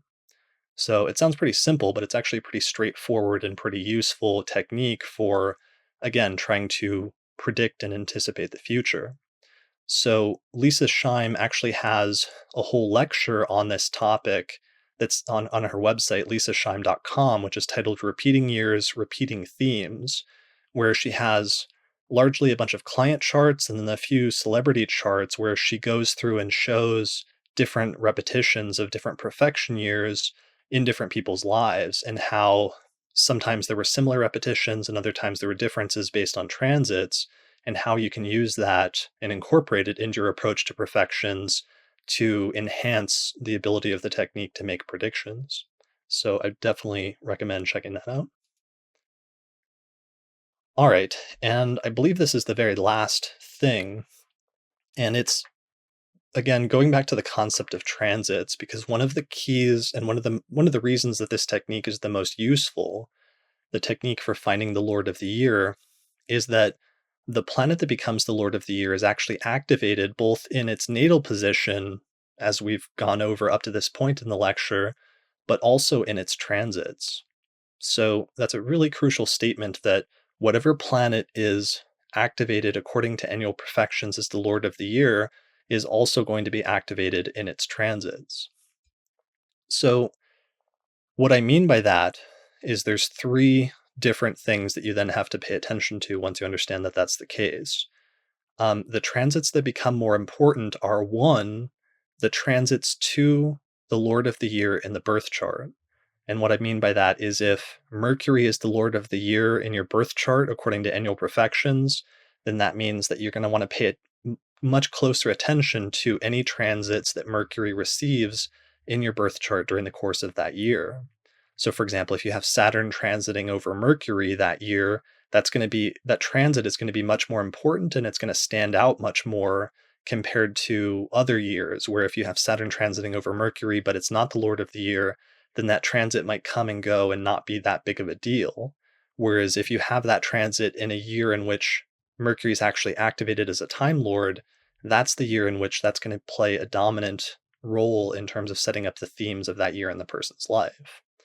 So, in this way, using profections is actually um, one of the things that it does, or one of the reasons it's useful, is that it can help you to filter out which transits are going to coincide with an event versus which transits are going to come and go without much significant happening.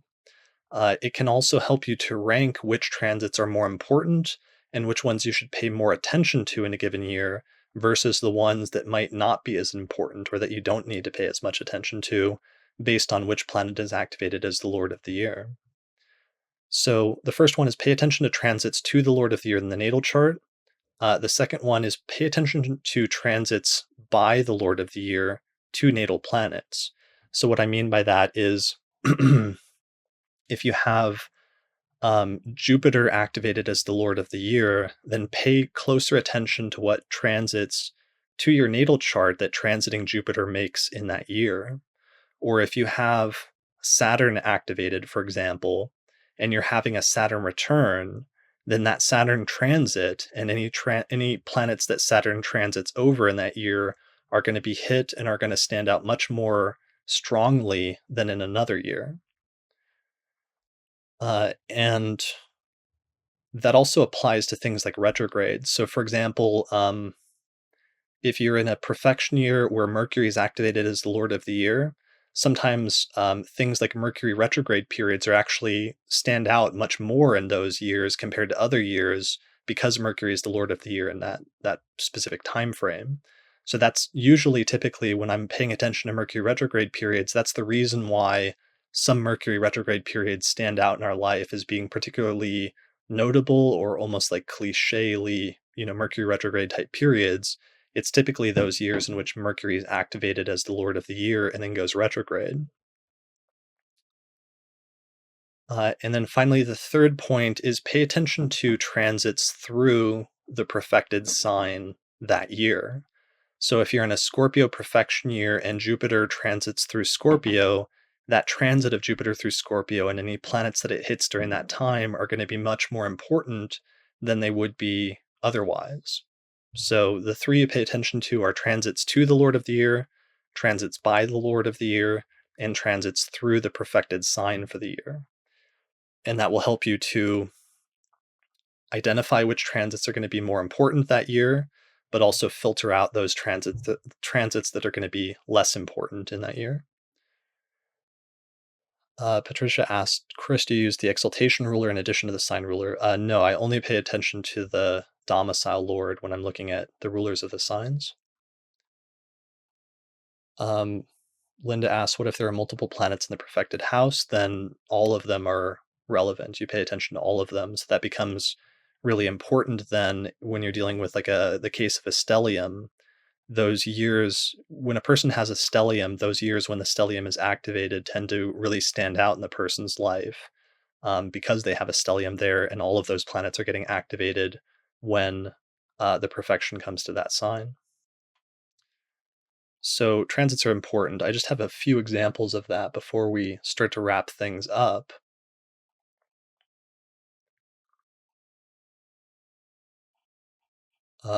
I don't, I'm not sure that I see your question, Teresa. Oh, you're in a 12th house perfection year, but Gemini. If my year right now is in the 12th house, but Gemini, does Mercury come into play or is it just Neptune? I don't understand the question. If you're in a Gemini perfection year, then Mercury is the Lord of the years, so you would pay attention to Mercury. Okay, so here's an example of transits. So um, this is somebody who turned 39 years old and moved into a fourth house perfection year. So he has Libra rising and his fourth house is Capricorn. So he moved into a fourth house perfection year. The fourth house is empty natally. There's no planets there. And the fourth house has to do with the home and the living situation, of course. So what happened though is that at one point during the year, he has a day chart natally, and Mars, transiting Mars, ingressed into Capricorn on October 26th of that year. And just a few days later, on October 29th, his house caught on fire and burned to the ground along with all of his possessions. He was also injured and he had burns on 20% of his body, but otherwise made it out alive. And the main thing was just that his house basically burned down. So, what this is demonstrating and why I use this example is because he was in the fourth house perfection year. So, we know that house matters should be part of the focus of that year. But then the actual event that ended up characterizing that year the most, his house burning down, ended up coinciding exactly with the transit of Mars into his fourth whole sign house. So the transits still act as the triggers sometimes of what will happen in the given year, but the profections help you to focus in on which transits you need to pay the most attention to and which ones potentially are going to be more important.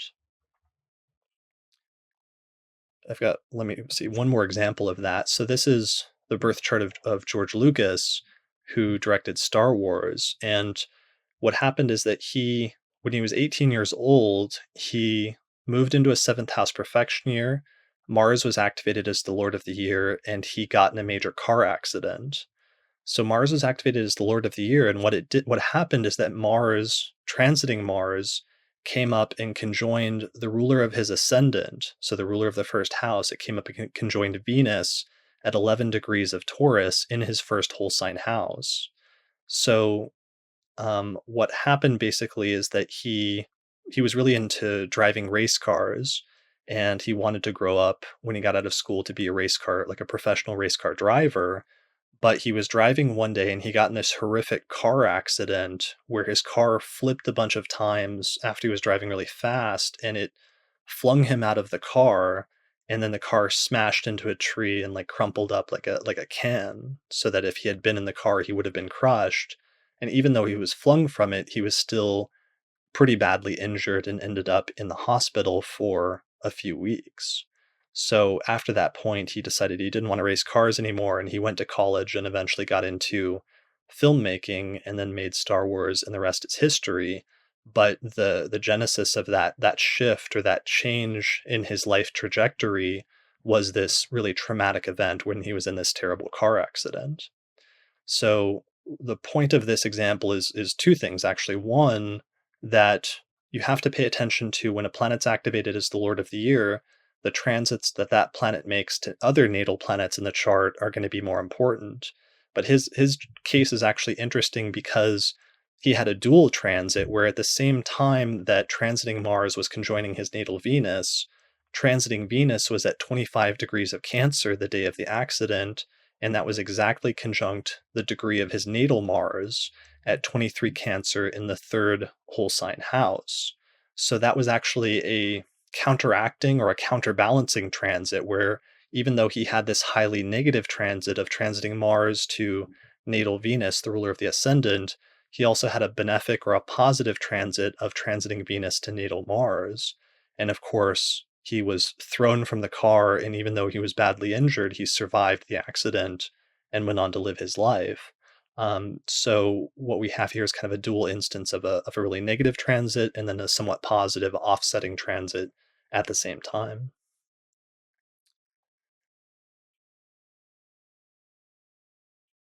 Yeah, Patricia says that Venus also rules the sixth house. Is that relevant? Yeah, that's relevant. The Venus rules the sixth house of injury, and it's in the first house of health in the body. The other thing that's relevant is that Mars itself natally is in the third house, which is the house from the medieval tradition forward that had to do with short distance travel. So things like driving cars is probably relevant in terms of the placement of that planet. All right, so I've sort of introduced everything that I want to introduce in terms of the basic method of annual profections.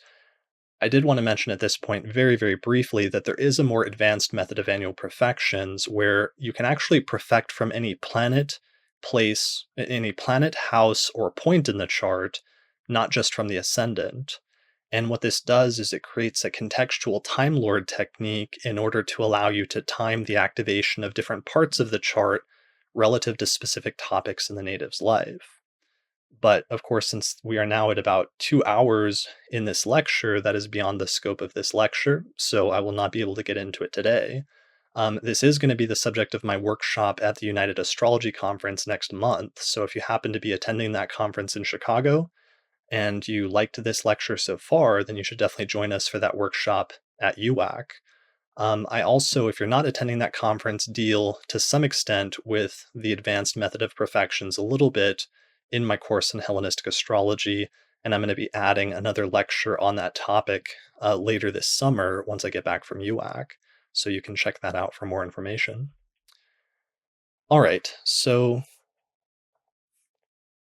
Karina asked, how do eclipses in the sign of the profection affect the character of the profection year? The main way that eclipses are relevant is that I've noticed that when a person goes into a Cancer profection year or a Leo profection year, that all eclipses that take place that year are much more important than they are in any other year. And those tend to be the years where an eclipse happens in a certain part of the chart, and whatever house or whatever topics are associated with the house that the eclipse falls in tend to become much more prominent, much more quickly than they would otherwise. So it's like there's some years of your life where you notice an eclipse happens and then an event happens like really close to it, and you clearly see that there's a connection between the two, whereas there's other years where an eclipse will happen in a certain part of your chart and like nothing that significant will happen. The difference is perfections and whether the luminaries are activated that year as the lords of the year.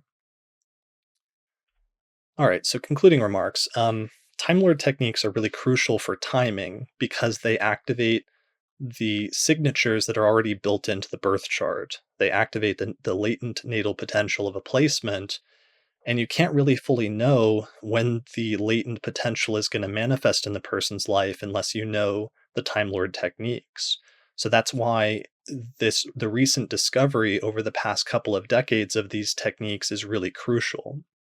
So we've only recovered these techniques really recently, but we've actually learned a stunning amount over the past 2 decades in the process. And this was actually kind of a short, my full lecture on annual profections in my course is actually 9 hours long. So this is the short version of sort of a version of this technique or a version of this lecture. And the more complicated Time Lord technique called zodiac releasing that I mentioned briefly earlier, that breaks up the entire life into chapters that are 10 or 20 or 30 years long each, that lecture is like 18 hours long in my course. So these techniques actually get kind of complicated, and we've learned a lot about them, but there's actually still a lot more research that needs to be done. So I'm interested in recruiting more people who are interested in studying these techniques and helping to unpack what they can actually do, because there's still so much that I know that's left that we still need to reconstruct and figure out about them, since we've only just rediscovered them and only like a handful of people have been using them over the course of the past couple of decades. So one of the things to me is that I think that this demonstrates the value in studying some of the older traditions, because it turns out that there were techniques that we lost that do things that we didn't know were possible and that we didn't realize that we were missing until recently. But once you figure it out, once you learn that, or once you realize that, it's hard not to be interested or drawn to studying some of those older traditions. So the purpose, I don't think necessarily, and this is how I ended my book, is not to go back into the past and stay there, but instead the purpose of studying the ancient traditions is to go back into the past, study some of the older traditions to find the techniques that are useful and complement what we're doing today, and to bring them forward and integrate them with other modern traditions and modern techniques. And I believe that that can be done, and that's the work that's being done right now. And me and some of my friends on the podcast have sort of demonstrated our approach to that in our own personal synthesis of some of these ancient and modern techniques over the past few years.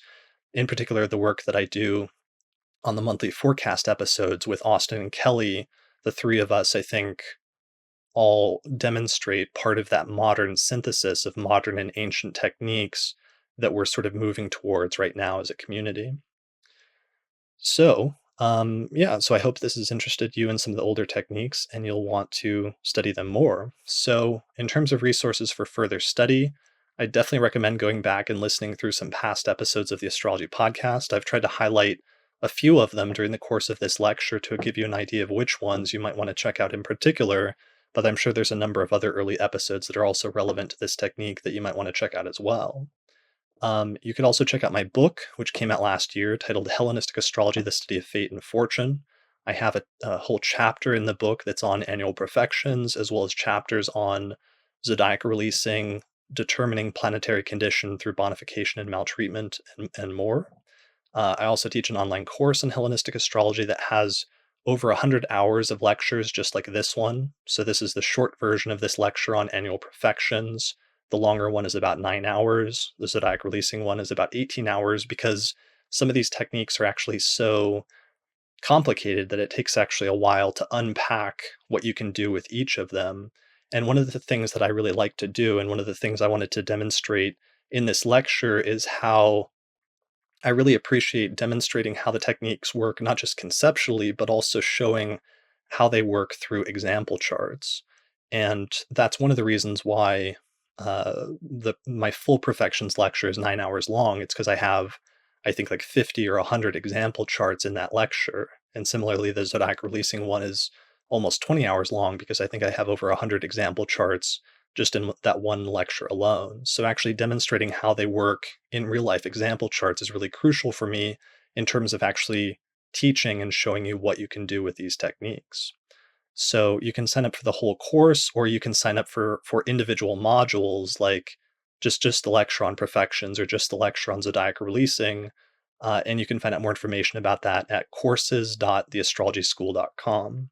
So this month, if you sign up before May 1st and you use the promo code Jupiter, you actually get a 15% discount on the course. But otherwise, I try to keep them set at reasonable prices, and you can find more information on my website.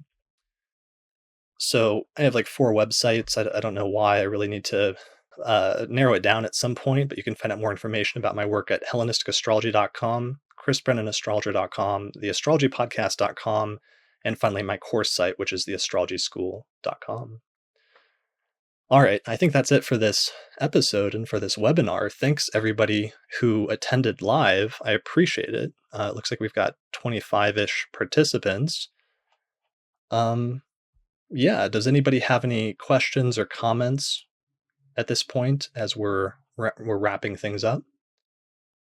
Beth asks, "Do you know when this podcast or webinar will post?" So Austin and Kelly and I just recorded the forecast episode yesterday, but I need to release this episode first. So I'm hoping to release this episode by the end of this week, and then the forecast episode will be released sometime early next week. So this is going to be, a free lecture on the Astrology Podcast website, um, which partially is supported by, being able to do that by everybody who signed up on Patreon to support the podcast and donate a few dollars every time I release an episode. So that's part of the reason I wanted to give a good technique lecture, because even though I like to do historical talks, oftentimes, like the book review we did on Liz Green's new book a few episodes ago, I sometimes want to make sure that we get in some really solid technique episodes every once in a while as well, and that's part of what I was shooting for with this episode. I also felt like it had been a while since, I kind of focus on interviewing other people or having other discussions a lot. And I've gotten away from doing solo shows because typically people prefer on the podcast to listen more to dialogues and discussions. And typically that's a little bit more interesting. But then as a result of that, sometimes I've gotten away from showing what my own approach to astrology is to some extent. So I wanted to do this lecture again just to remind a lot of newer people who maybe haven't been listening for a long time what my approach is and what some of the techniques are that I use. All right. Let's see.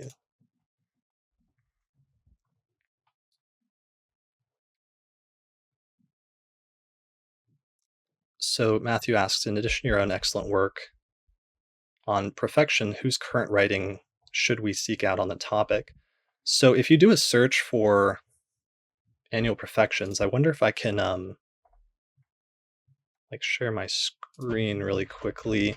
There's a great article by an astrologer named so there's been a couple of students of my course who have written articles on profections that I really like, and in some instances they've done a better job of, I don't want to say explaining it, but sometimes just presenting it in a way that's unique and I think useful, that complements some of my own uh, presentations. So let me see if I can share the screen for that really quickly. Okay, so this is just a Google search for annual profections, but one of the first results that comes up is on a website called 7 Stars Astrology, and the article is titled Astrological Predictive Techniques Profections Intro. So this is by, uh, I forget if I can say his name, but he goes by Ant on his website. But he has a great article on profections, and he has a lot of other good articles on Hellenistic astrology. He had not been doing posts for a little bit, for a few years. I think he was focusing on something else, but he's come back to it recently, which I'm excited about because he does good work on Hellenistic astrology. So that's at 7starsastrology.com. There's also a great intro to profections on Joe Gleason's website. So if you go to amyjogleason.com, she has an article titled Intro to Profections. And she has like a great diagram. So she's got another profections wheel, sort of like mine, that is really useful for memorizing those profection years. So I definitely recommend checking that out. I've been making some videos on my YouTube page. So I had a little short, like 10-minute video on annual profections that's worth checking out. My YouTube page is youtube.com/the astrology school.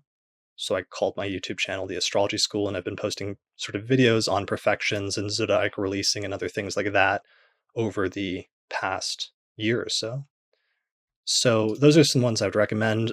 I mean, there's other authors, like if you want to read through Vedius Valens, Valens has the most advanced and complex treatment of annual profections that survives from the Hellenistic tradition. So he would really be the primary go-to author. The only issue with Valens is that there's a public translation by Mark Riley, and that's the one that everybody reads at this point. but it doesn't contain diagrams or chart examples. So Valens, one of the things that makes Valens nice is that he uses a ton of chart examples, but if you're reading Riley's translation, you basically need to have some blank charts and you need to go through and recreate the examples as Valens tells you. So Valens will say, here's a chart example with Scorpio rising and Mars in Capricorn and Jupiter in Sagittarius. So you'll need to go through and like write the chart out. That way you can visualize what he's talking about. So that can be kind of a laborious process, but I would definitely recommend it because it's worth it. And you'll find the most advanced treatment of perfections in his work in the anthology. So that's the Anthology of Vedic Valens. One of the things that we did in the Hellenistic course over the past few months is we've been doing some live webinars where we've been reading through Valens's treatment of different techniques. So one of the things I did is I think we've done 2 webinars so far where we read through different chapters of Valens where he deals with perfections. And I went through and created a PDF document where I inserted the chart wheels into Riley's translation. So that's like one of the things that I try to do with the Hellenistic course in order to make some of this stuff more understandable is doing some guided readings like that from authors like Valens. Let's see, other questions. How common is it for people to use the finer technique that projects months? I mean, you don't see that many ancient astrologers mentioning it. I guess Paulus mentions it briefly. One of the issues is that even though everybody agreed on the basic approach to annual profections and calculating the Lord of the Year, there was some debate about how to calculate monthly and daily profections. There was different variants or variations of how to calculate it, including one lot-like technique, a technique that was like sort of like calculating the lot of fortune, but it was used to calculate the monthly and the daily profections. So some of that confusion, I think, meant that not everybody calculated monthly and daily perfections, and it's made it a little bit uncertain in modern times which approach is best. So I sometimes do monthly perfections, but not very commonly because typically I'll use zodiac releasing for studying finer periods like that. I know Robert Zoller is actually one prominent astrologer who does use monthly perfections, and he has an interesting variation of that technique where you do the yearly perfections to figure out the Lord of the Year, and then you perfect the months by going 1 month per sign from the perfected sign of the year until it reaches the sign that contains the ruler of the year. And when that happens, that will indicate the most important month in that 12-month year when the ruler of the year is activated on the monthly level. So it's a little bit complicated, but it's an interesting variation of the technique. All right. Well, if nobody else has any questions, then I think I should probably wrap it up because we're coming in at like 2 something. Oh wow, 2 hours and 15 minutes or something like that. So yeah. So thanks everyone for joining me today. I hope you enjoyed this lecture. If you're listening to this in the recording, I hope you enjoyed the podcast. If you listen to us on iTunes, please be sure to give us a good rating on iTunes since it'll help other people to find it. Do the same if you're watching the video on YouTube. And finally, if you want to support the podcast, then be sure to sign up and become a patron on Patreon because that's how I'm able to produce so many episodes each month is through the support of patrons. So that's it for this episode. Thanks everyone for listening, and we'll see you next time.